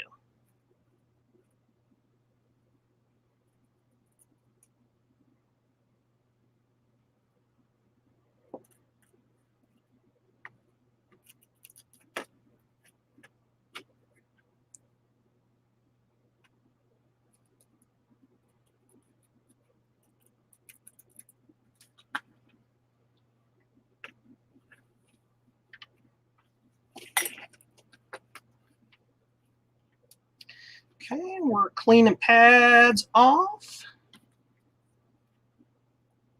First off, adding a little solder to them and see how clean they take solder to begin with. Yep, they're pretty clean. Oops, got a solder ball. Solder ball!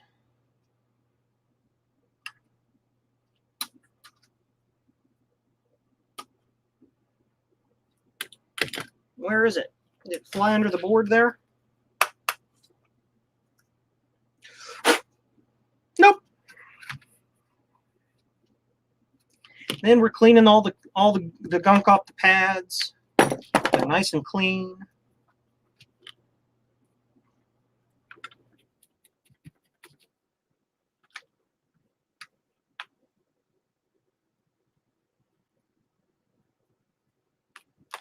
Clean pads. Got these two up here.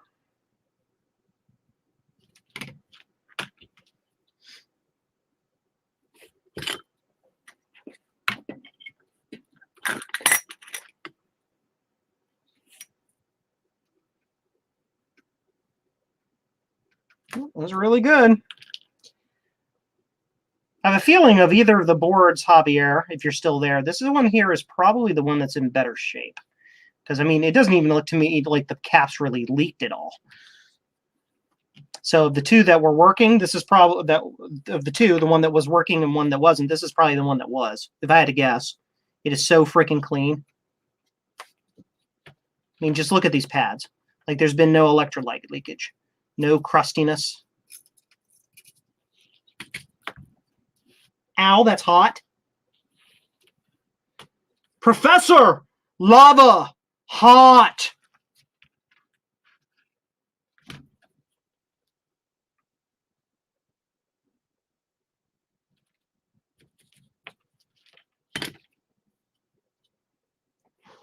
That's how I came to need a PCI to ISA bridge chipset. That's interesting.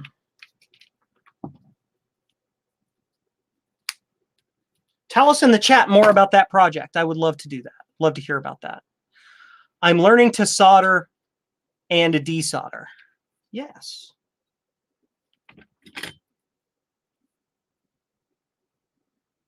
I'm learning too, Javier. Shh. Ah, yeah, see? Look, that pad isn't as clean. You see how, here, I'll point it out.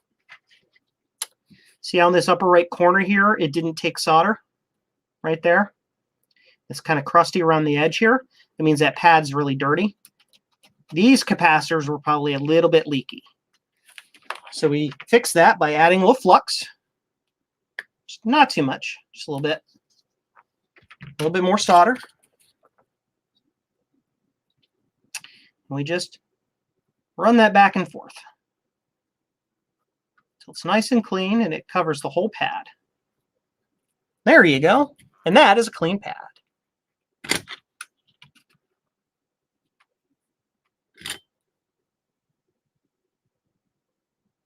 Here's our solder wick. Just suck up the pad to make it flat. And technically speaking, you don't really have to do that, but it makes it a lot easier when you're soldering your replacement part on. Because then you have a nice flat surface to go against. A nice flat, clean surface for solder to adhere to.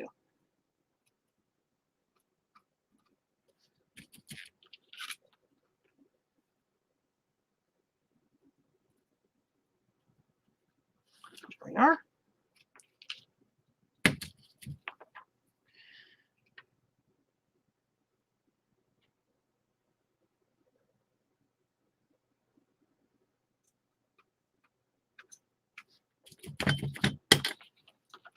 Okay. Here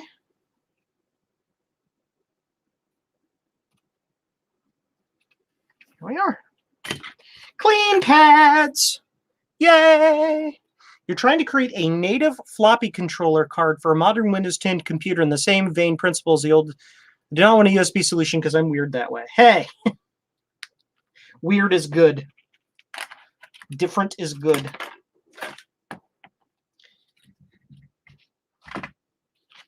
Different is what makes the world interesting. So now I have to, again, I'm going to go to Bruce's Recap a Mac and see if he's got a guide for this so I can remember which caps go where, because I don't.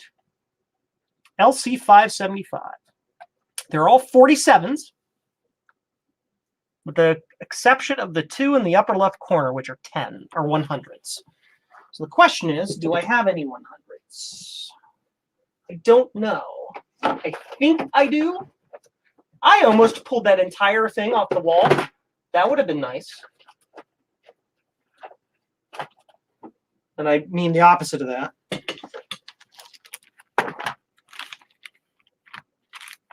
Those are my 47s. Nope. Don't have any of those tantalums, which means I probably won't be able to get this job done either because they don't exist.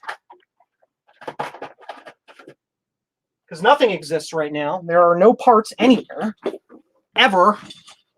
But that's fine. I've got enough 47s to get this most of the way done.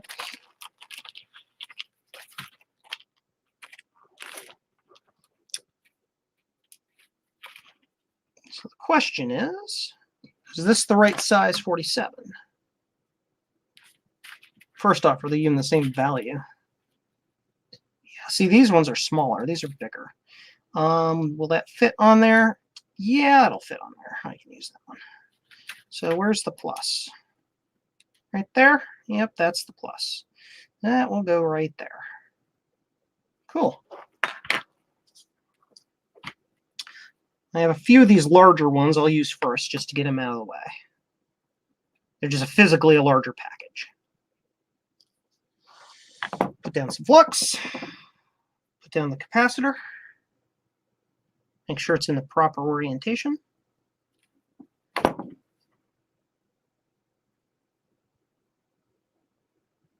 With the plus next to the line. Okay.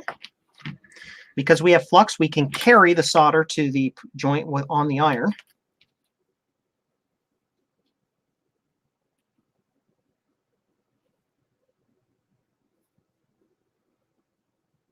There's one.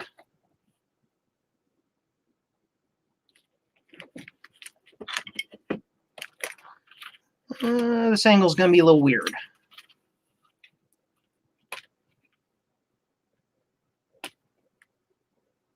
There's the other one. All right, that one's on there. All nice and pretty. Let's do the next one. Again, the plus is over on this side where the notches are. See the plus right there. The two odd capacitors are for the audio. So in theory, I could boot it up without that. I just wouldn't have sound. Yeah. That's cool. Not that I can boot it up in anything because I don't have a chassis right now that'll take the damn thing. I don't know. I have an LC550 that might take it. I'll have to double check that because if it does, if I can just pop this in the LC550 chassis, then that's a nice quick test.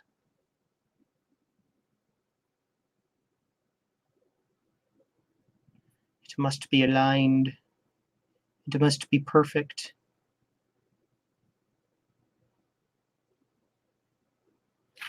I'm too jittery. I've had too much caffeine today. There we are. Good enough. Good enough for Joe.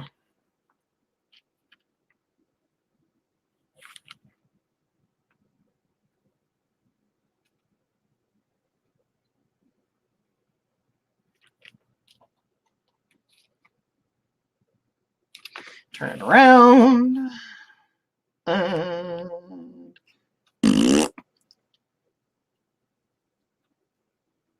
Good joint. Good joint. Good joint, man. Sorry, nerd.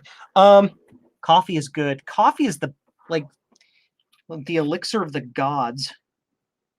Coffee is my friend. Coffee and I get along.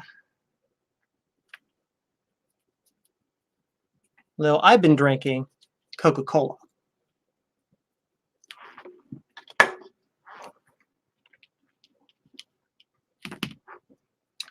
I have not had my coffee tonight.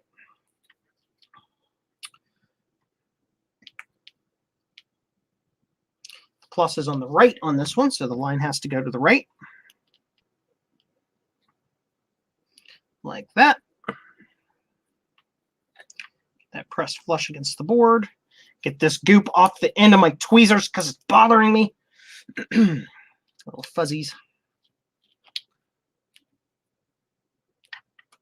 That's down on that like that. Now this one's going to be a little tricky. You're going to have to get down on a really funky tight angle to get this down in here. I might have to do this off camera because my scope is in the way. I apologize.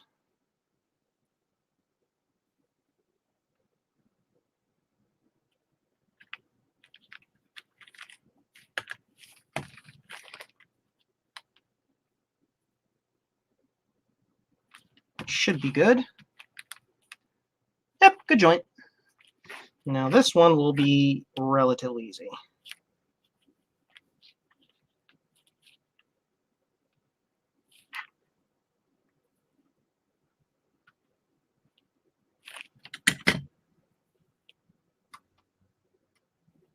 Good. Got these three over here that need to be done. These three right here. And we need 3 tiny little tantalums for that. I have the smaller ones here. Oh, come on. Open. Open sesame. I said it, therefore it must occur. Happen. Make exist open.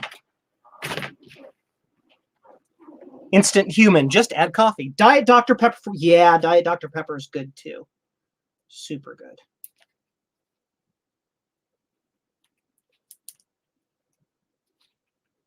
At least 3 of those.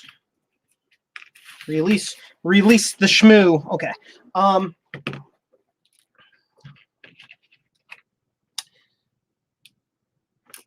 Put those right on the board near where I'm working. Cool. Oh, where is it? Here we are. Are all 3 of those oriented the same? They are. Plus on the left. Or positive if you want to be all super specific about it. Okay.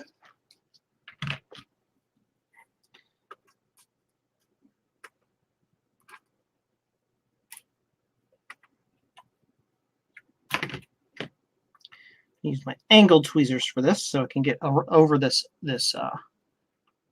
power or the board header here.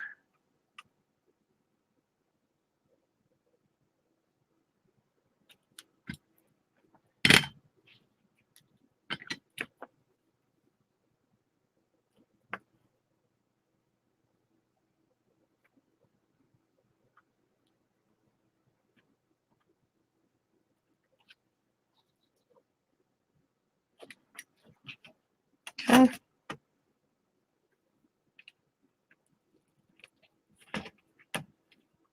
There we go.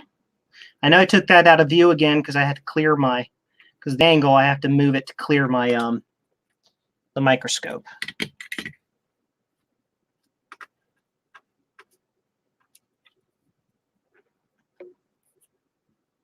I know flux has to be cleaned for the mortar. How do you clean it off when it's under an SMD component? Ultrasonic cleaner. Exactly. That is exactly how you do it. Now, the flux I'm using is technically no clean flux. It can happily live underneath the components for forever and won't cause any problems. But it's gooey and it collects gunk, so it is good to clean it. You can do it. Are you gonna do it? There you go. Good solder pad. Good. Yay. I do have an ultrasonic cleaner. It is over in the far corner of the basement. Looking at me, it is back way over there. It's over by my sink. Yes, my basement has a sink because the laundry area of this basement is built almost like a mother-in-law suite. If you want to use the, no longer politically correct term, it was actually designed for a live-in servant.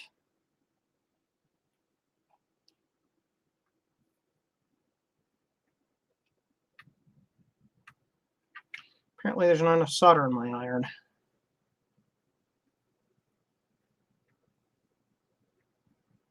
So it's really weird. That entire end of the basement has like almost a full kitchen setup, but without the actual without like a refrigerator or anything like that, and it has a bathroom and everything. It's weird. Is the ultrasonic cleaner expensive? This expense of the ultrasonic cleaner really depends on the size. The one that I have cost me about $165. So yeah, it's kind of sort of expensive, but it's worth it if you're going to be doing stuff like this a lot.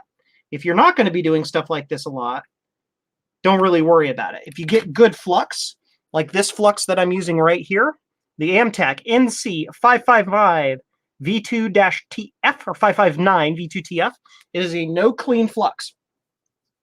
All you need to do to really clean up the board is use a mixture of isopropyl alcohol and a glass cleaner that contains ammonia. I'll use the term Windex here. Mix it together, clean the board, clean it with a brush, dry off the stuff, and you're done. So I have 2 more capacitors to put in this upper corner here. And then in theory, we might be able to test this if this other machine over here will take this board.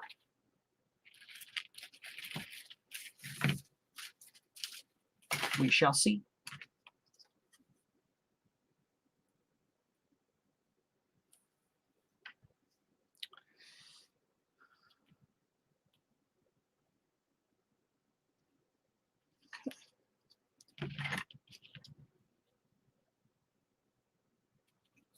All right. Hello, little capacitor. Which direction do you go? You are plus that goes to the right.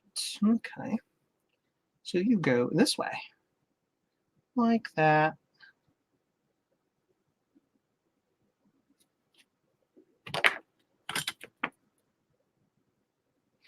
Some solder on the iron.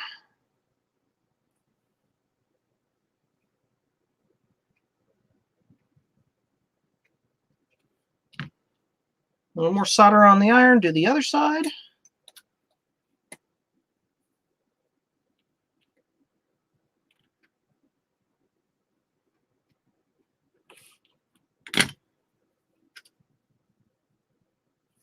Okay, we'll do this one. This one's a little tricky.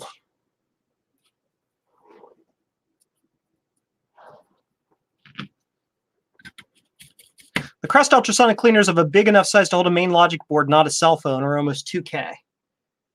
Well, you hang on for a second while I finish this last capacitor. I will see if I can find the one that I bought. Mine will fit boards up to about the size of an Apple II GS logic board. And it was not that bad at all. I need my right angle ones because I need to get in over top of this connector here.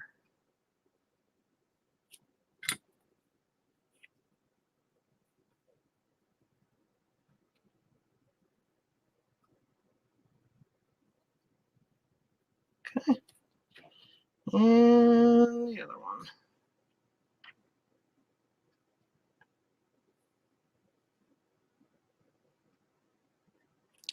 And did I touch the side of that plastic just a tiny bit?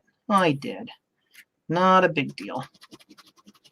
And all the evidence is gone, like it never even happened. Cool. Now we're going to do a general visual check of the board under the scope. Just make sure everything looks good. This board is really, really clean.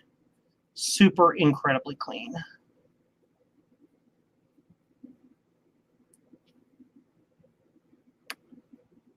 I'm seeing like nothing wrong with this board. Not a gosh darn thing. Javier, it looks like I picked the right board to recap first. This one's super clean, man.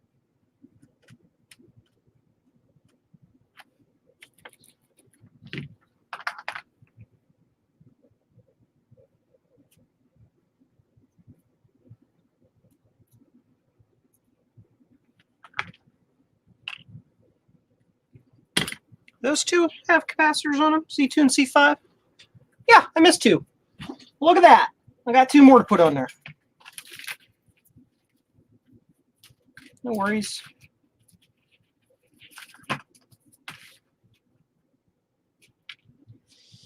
Let's see. The easiest way to do this will be likely from this direction. Like that.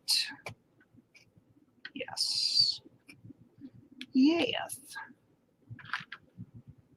Got a little solder blob here I need to clean up. The DIY ultrasonic. Yeah. So Mr. Bruce Rain of Brankus Creations has created his own ultrasonic cleaner that is like the bee's knees, or what do they say in Australia? The duck's guts. And he has it built, and he's supposed to be, at some point when time allows, building a set of instructions on how to build one. Maybe even doing a video about it. And Bruce, if you're listening, this is your cue or your reminder, your little, how can we put it? Your, what's the term I'm looking for? Peer pressure reminder to do that video there, buddy. The world needs you. This one will be a little tricky. The angle's a little tight.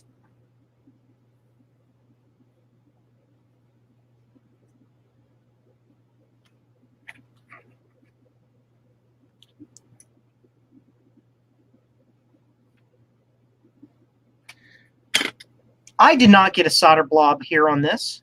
You didn't. There's no solder blob on this up here. That's nothing. You don't see that. Ignore the man behind the curtain. I like my computers like I like my cars. Classic 71 Plymouth Cuda. I take the car. John, 71 Cuda. What engine do you have in that, buddy? Do you have a 318, 360, 426? What do you got? My family are Mopar nuts, so I know a little bit about it.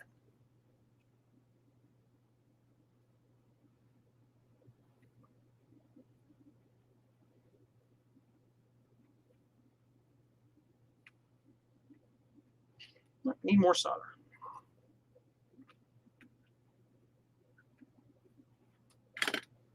Okay. So I'm going to go through and check all of these capacitors I put on to also make sure their polarity is correct. Because if it is incorrect, they explode. Those are good. Those are good. That one's good. What is this? Little brush bristle. Okay. Yep, those are all good. All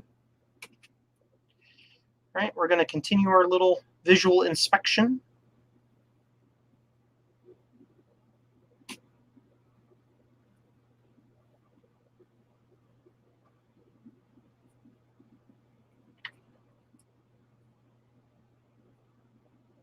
That's your SCSI chip right there.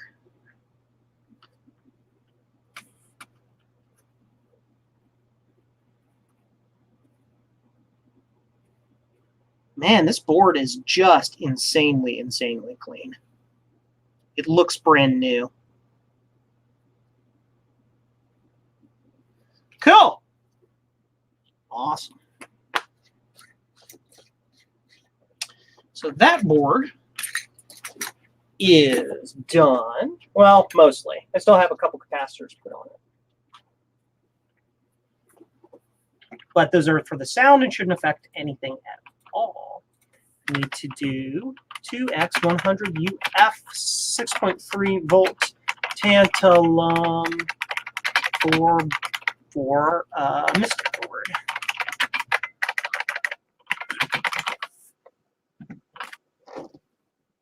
.383 big block, 4-barrel carb, dual exhaust, 720. Ah, the classic 727 rear end. Yes, 3.23, or not the. I mean the 727 Power Flight.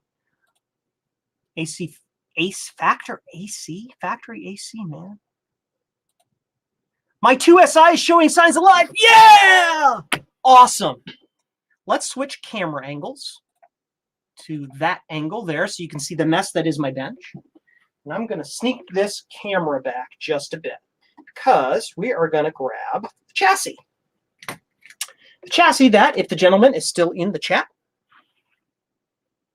Adam McGee, donated to this channel, this very channel, about a week ago. And now we get to test it. But first, I got to clean up this freaking mess that I made. As my friend Mac84 would say, hold please. So that goes there. All of this goes here. And all this stuff goes all the way over there. This goes here, and that goes here. This goes in that. This goes right here. This goes up here. It goes here. That's trash. We can turn that off. That goes there. That goes there. That goes there. These go in here. Clean the shop with Joe. See, this is the trick. Steve, if you're watching, buddy, if you're watching, this is how you keep your shop clean. You clean it as you go.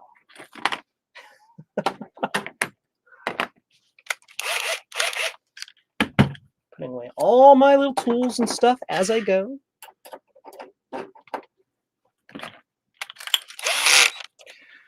Cool. Take a little 20 seconds, just 20, 30 seconds in between steps, and it doesn't become a mess. So now we need to, this over here, this goes back here. We can turn that off. Turn that off. Now we need to get the thingy.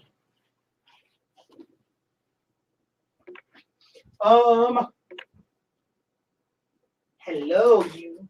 So we're going to bring this up here real quick. This is an LC550.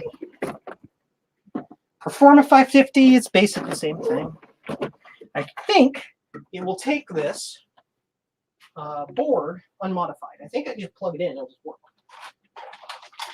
Keyboard and mouse. Hello, keyboard and mouse. Hello. Kung Fu Papa. Don't drop that on the neck of that, Joe. That would have sucked. Just kind of sort of go back here. This is going to go way back here so that I don't neck the board or neck the tube. That would suck. First things first, I'm just going to plug this in, turn it on, and see if it runs. Because I don't know if it does. Adam told me it does, but I haven't tested it yet. So we're going to test it. We're going to test it live. We're doing it live.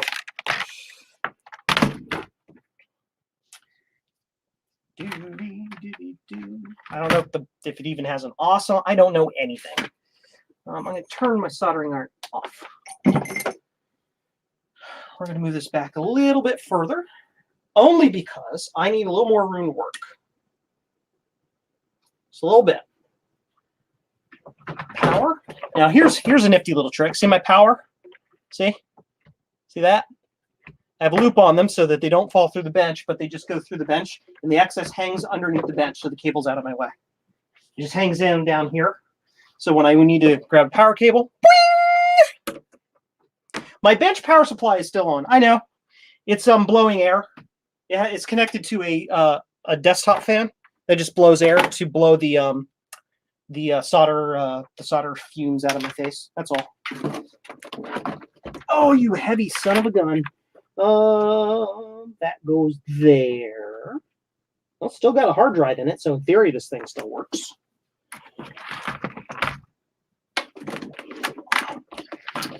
And power. Sorry, I know I'm in the way. I apologize.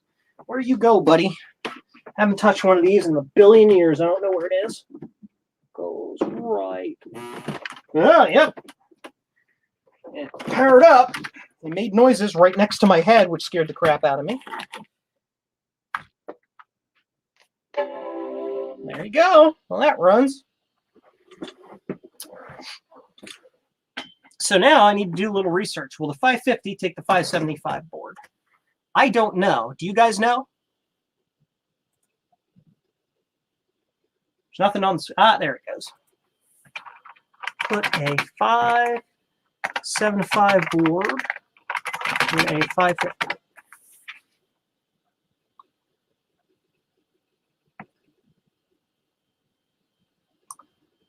I'm pretty sure that it will. Because they're the chassis of the the 520, 550, 565, 580, they're all the same chassis here. The only thing that's different is the board and maybe the drive. So I should be able to slot it in at least see if it works. We won't have audio because those two capacitors are gone, but the machine should just boot up and run.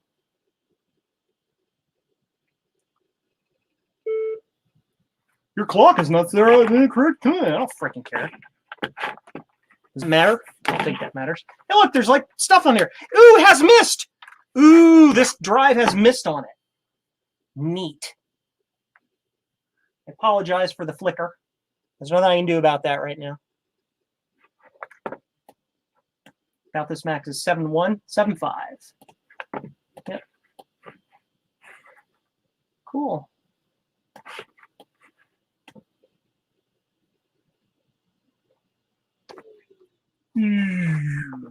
Okay, so we unplug the power. And we spin this around. You spin me right round, baby, right round like a record, baby, right around, round, round. And copyright strike. Okay.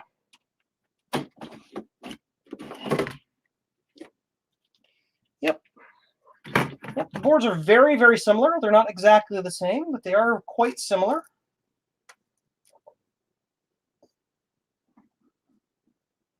Just looking. Huh? It's not going to hurt anything to shove it in there, is it? Just put it in there. See what happens. Where the hell's the CPU on this? Okay. That's it.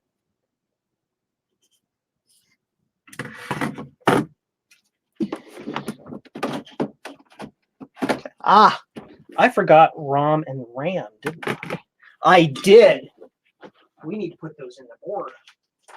It won't do nothing without them. I mean, it'll boot. Mike's Mac Shack, $5. Please stop singing. Sorry. No.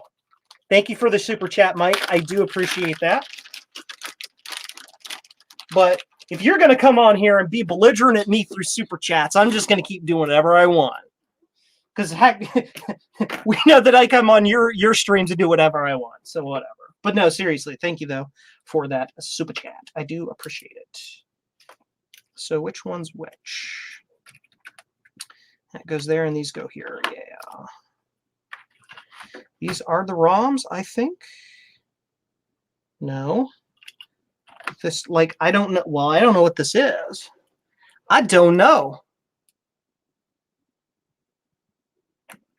You can put a 128 meg sim on that 575 board. Oh, they're two different ROMs. Got it. So this is the ROM chip. Yes. Yep. This goes here. Except in this direction.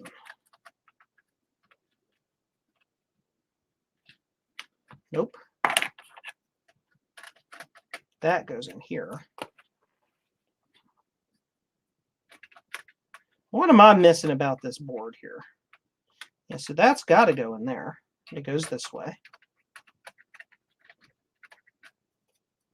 I'm failing miserably here, guys. Yeah, because that's RAM and that's ROM. Oh, one's video RAM. Got it. I get it. So these are the video RAM. These have to go in these slots. Got it. They have to. This is video RAM. And that's regular RAM, which I shouldn't need to put for it to boot, but put it in there anyway. Video RAM, regular RAM. Okay. Onboard RAM. Got it. 128 meg is an insane amount of RAM for a 680/40 machine. Dude, I have 128 megs of RAM in my SE30. Because I can. Because why the heck not? So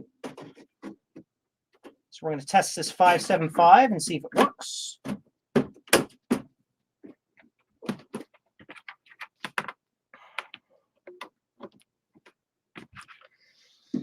Power.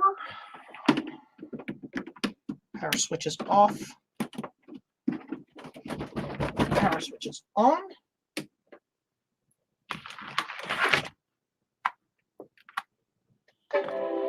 The sound actually worked. With those caps missing, the sound works. Okay, well then now I really don't know what those caps do, but okay.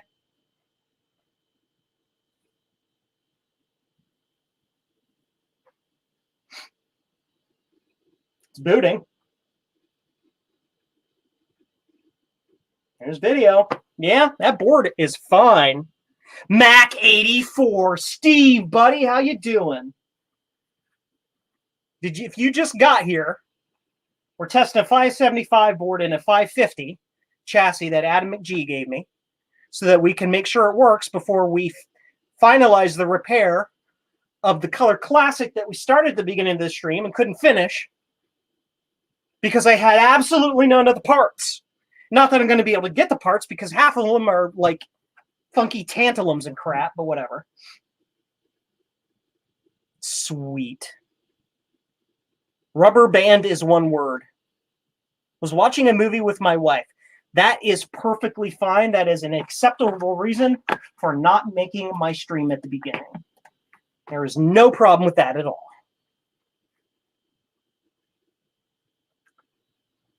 Yes. Cool. Well, that works. Javier, your Mystic board works perfectly. So now we got to fix your chassis. And I don't have the parts for it. But that's going to be probably maybe next weekend or a little bit after that. Cool. Joe, I thought you were taking song requests. Yeah. Uh-huh. What else do you want me to sing? Oh, that's funny. So I'm going to take this board out. So this is our known working board, minus a couple of missing tantalums that apparently don't do anything. That's okay. I'll clean up the bench here just a little bit. So that goes to that. That's to that, right? Yep. Okay. Yep, those go together. All right. I know you guys can't see me. I'm off screen doing Joe shenanigans.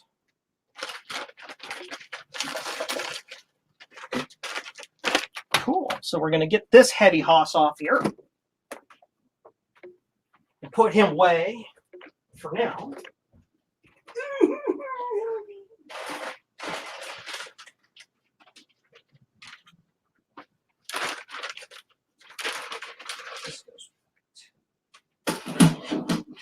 Go there. Good. And we're getting to the end of this particular topic on my stream. It's only 9:30. I might as well just keep going until I fall asleep dead. Because it's Friday night.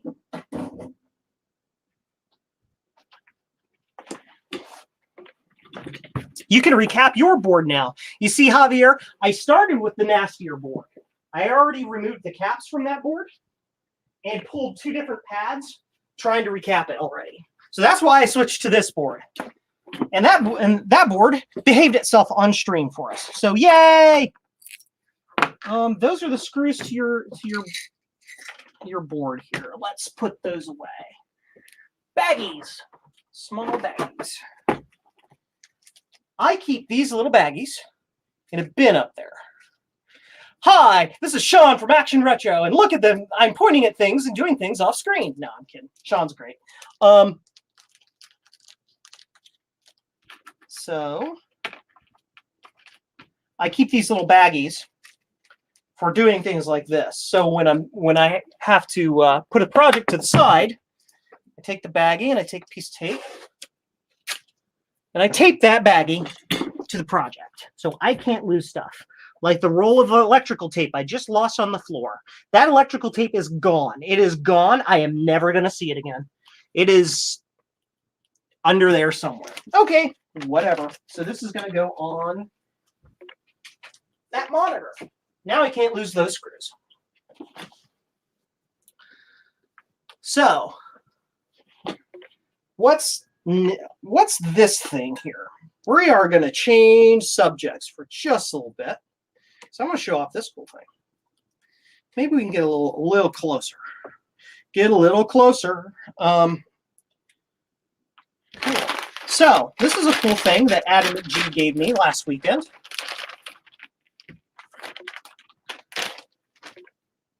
And there's one of the broken clips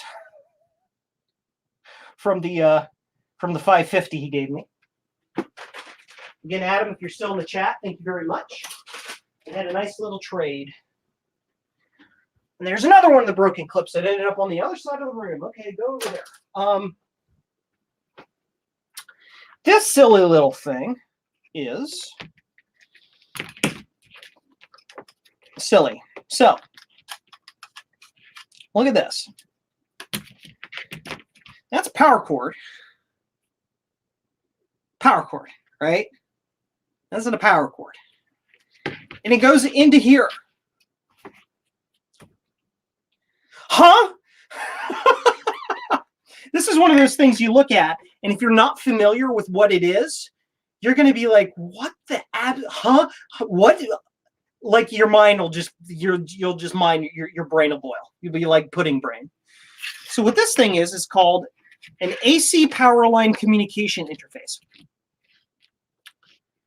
Adam and I believe that this is an X10 capable communications interface. Which smoke extractor for Apple II. Lets the smoke out of the ICs. Yeah. If this thing is screwed up, that's definitely what it's going to do. This, if my understanding is correct, is an X10 X10 controller. Basically, you plug this into your power line, and it will modulate a signal on your power lines to allow you to use your Apple II to control X10 communications devices on your home power circuit, light bulbs and light switches and stuff like that. But the problem is we don't have software for it. Like, we don't know what, like, nobody knows what the heck this thing is. It's just a big question mark device. That's what it is. ICS Incorporated AC Power Line Communication Interface. So yeah, looking at parts on this, we have a 6520 or 6820 effectively. This is that's just a serial comms chip. That's a PIA. We've got a ROM, a program ROM. We've got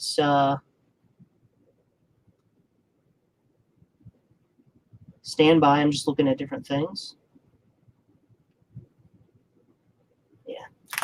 We got some interesting stuff right here in the corner. Interrupt rate, select only one rate at a time. Turn off battery when not in use. Yeah. So you basically flip that switch, it disconnects the battery when it's not being operated. Why it needs a battery when, I don't know. This is all jelly bean logic. There's literally nothing fancy there. We could look at it under the scope. That might be interesting. That might be easier to deal with, too. Go over here. LGR did a video on that a long, long time ago. If he did, is this the same one? Do I have LGR's magic adaptadoodle that's been passed down through different hands several times? It wouldn't surprise me. Stuff makes it around, man. So, let's look at this board. Yep, that's just a 6520, which is just a PIA.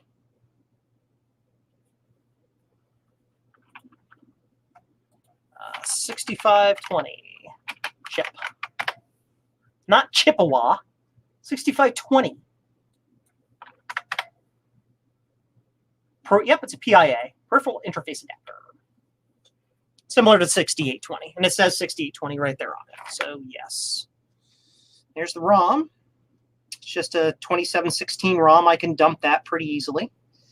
Let's look at the jelly bean logic. That's a LSO4, an LSOO, an LS32, an LS20. That's a quad NAND gate. I remember that one. LS93.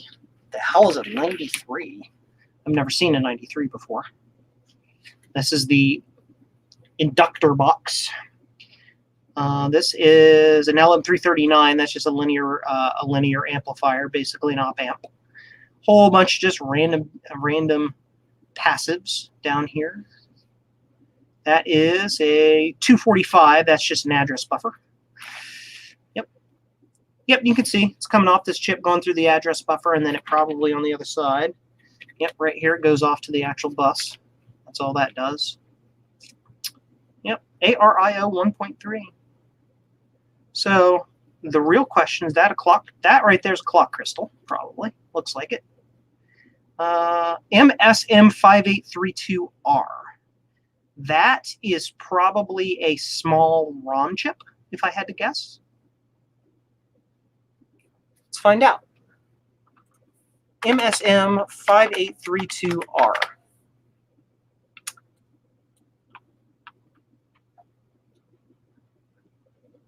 That link was unhelpful.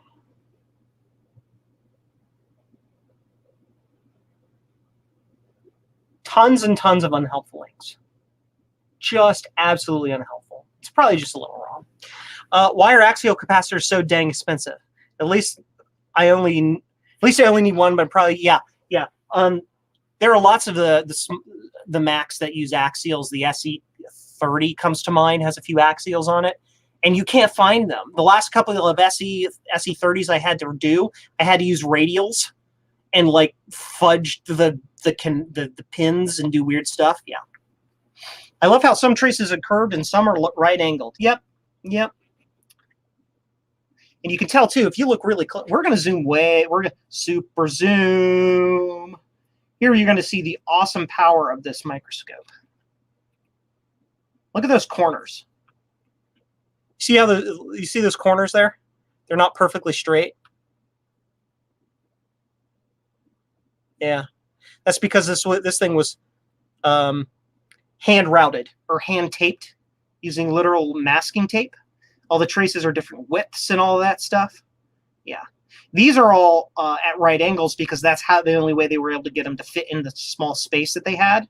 But these other ones where they're curvadoodles, they're just like, yeah, curves are fine. Yep.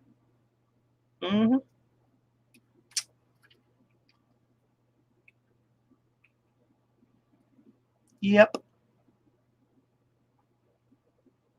Sweet.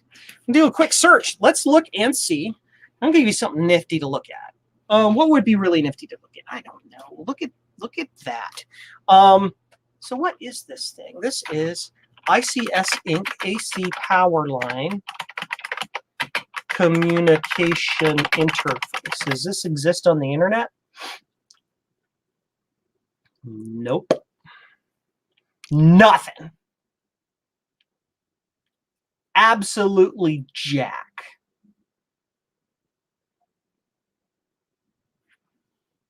Nothing at all.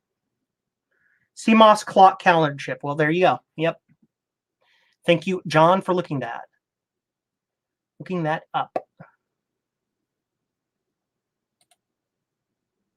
Yeah, I'm a quick Google of this is finding nothing on this board.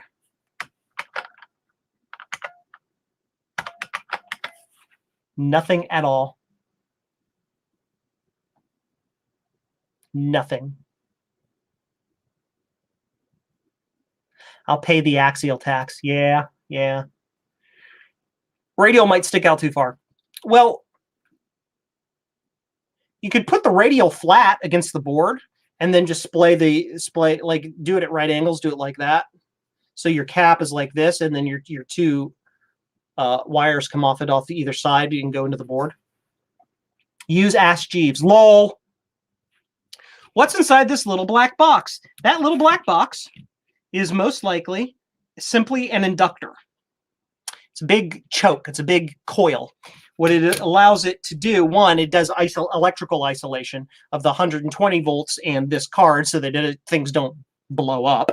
In addition, it allows a frequency, whatever, to be coupled onto the wire, to be pushed out onto the line and transmitted on the line like radio waves. So you want me to read the ROM and maybe there's a clue. Okay, well, let's take the ROM out and find out. Let's do that. Where is my chip puller? Hello, chip lifter. Change places. Very careful.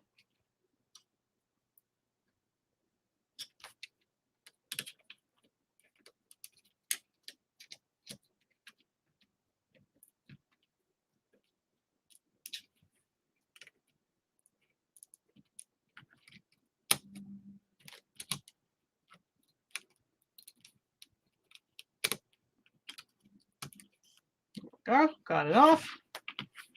Chip looks okay, and one of the pins is a little bent. Let's fix that real quick. Bet you didn't know. You see this chip lifter? You see that little notch right there? You know what that's made to do? That's made to couple into these little pins and bend them left and right to readjust the pins. I bet you didn't know that. Now you do. So you just doot, doot, and doot, doot, pin fixed. Cool. So let's change. I'm going to temporarily change to this one. And then I'm going to do some screen magic. Stand by.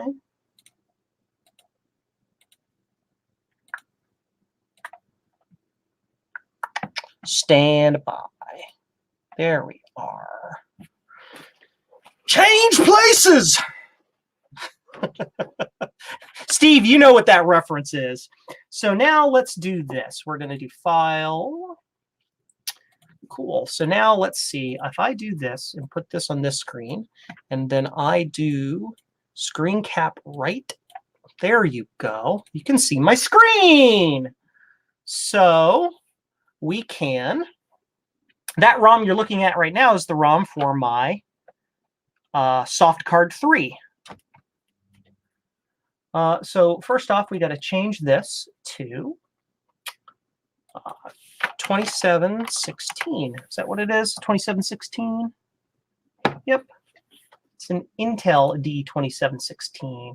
That says that's an M. That's fine. 1, 2, 3, 4, 5, 6, 7, 8, 9 to that. Close enough. Select. Change faces. So we're going to do device and read. And read. Done. So let's look at what's in it, shall we? Whole bunch of nothing.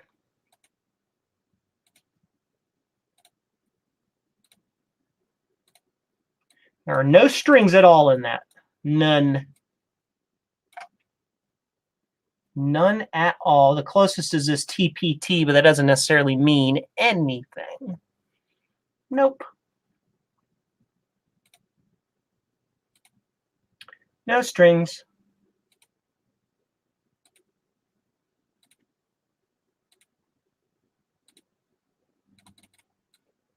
Well, we can go ahead and dump this. File. Save. Cool. Just making sure I didn't have a weird folder open or something that has some sort of thing. ICS Inc. AC power line comms interface. And then we do this. The chip is called ARIO 1.3 D2716. And save. Has been saved. So we got a dump of that. I don't know if it does any good, but we got a dump of it. Okay, scan. So we can put that back in the board.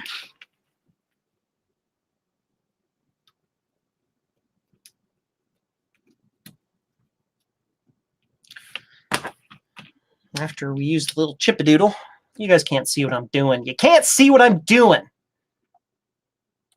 There we go. And use the little chip pusher here.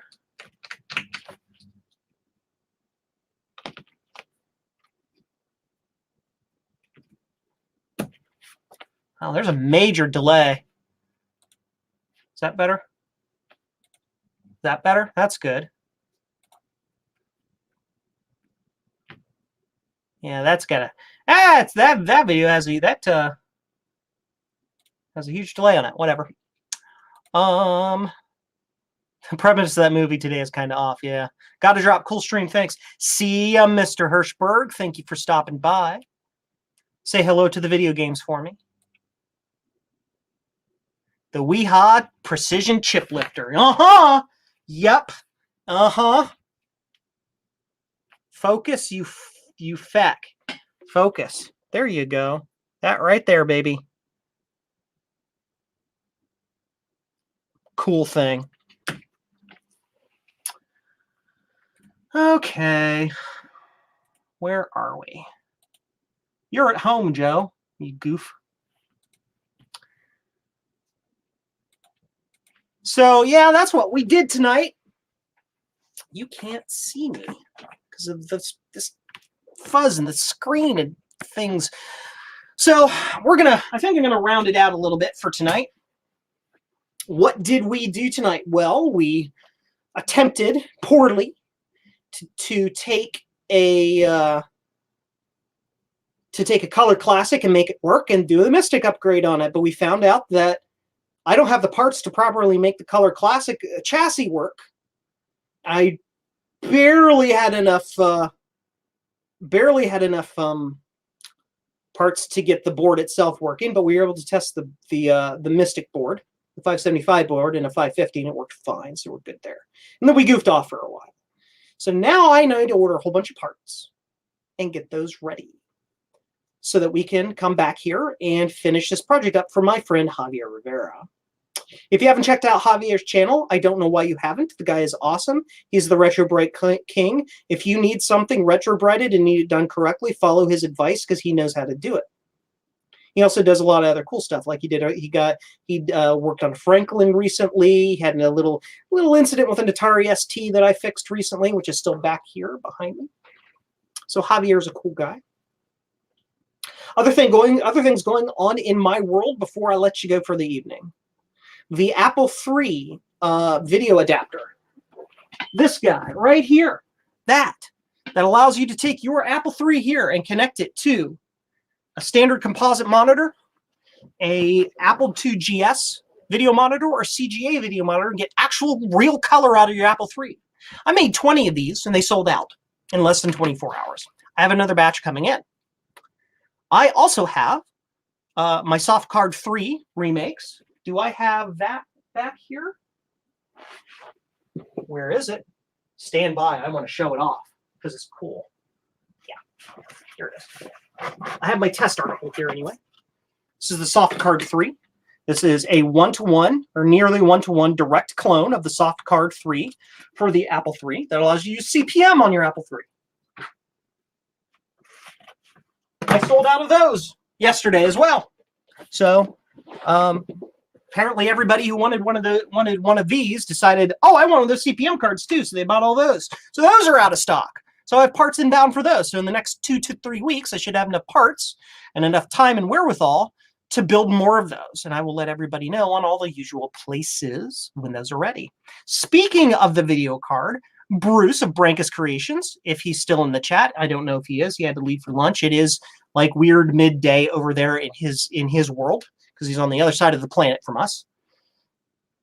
He is going to be making these adapters for folks in the Australia, New Zealand area part of the world.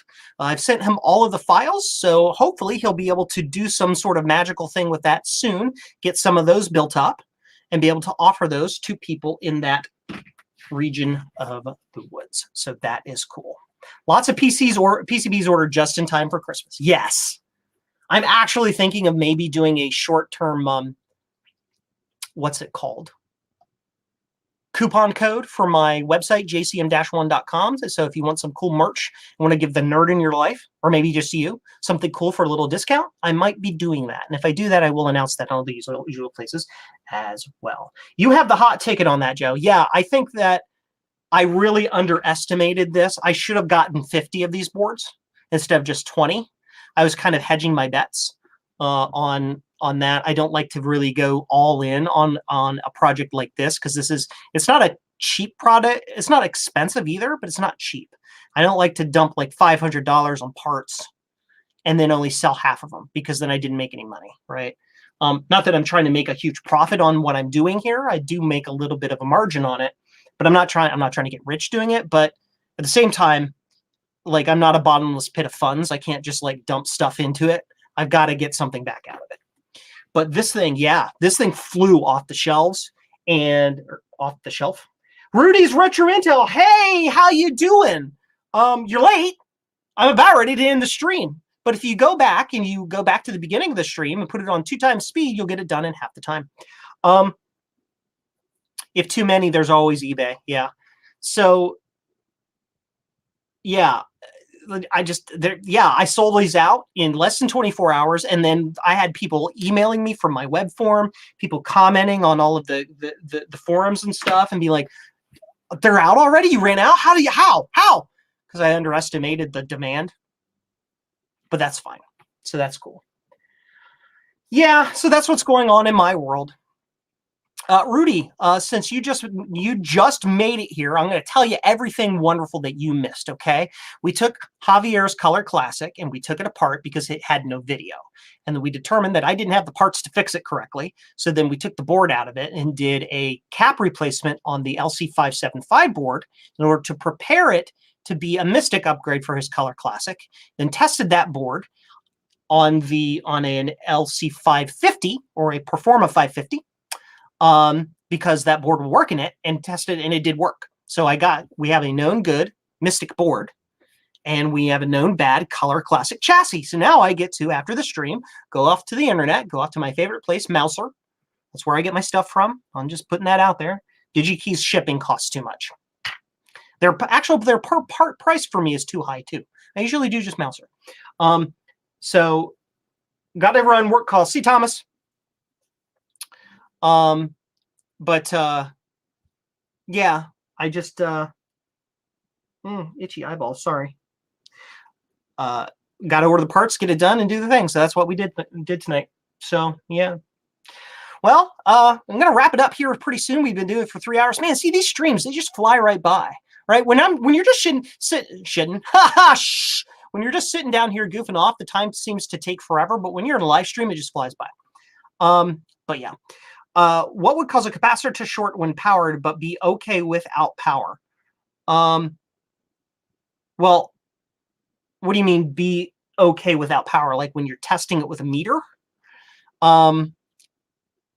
If it's Mike,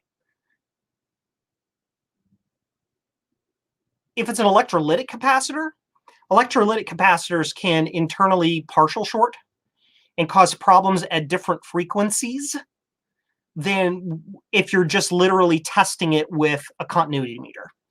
So say it's designed to run at 150 kilohertz or something like that.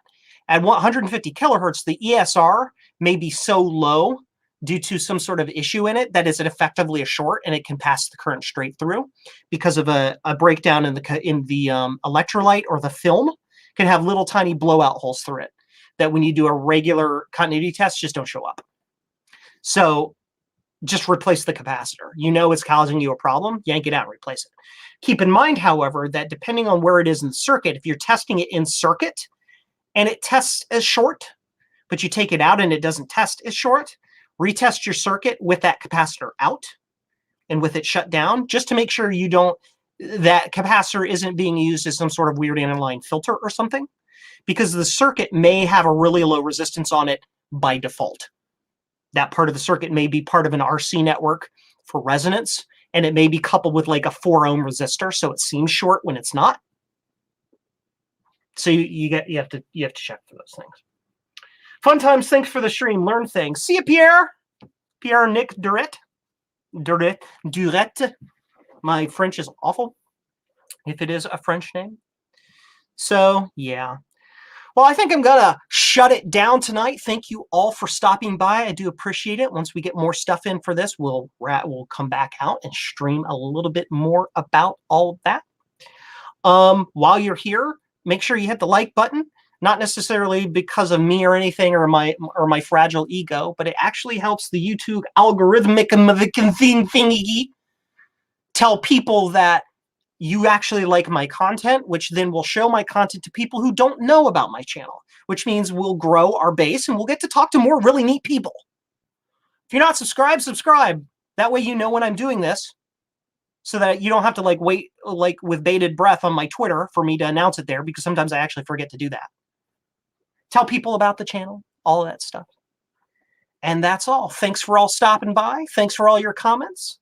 And have a great evening.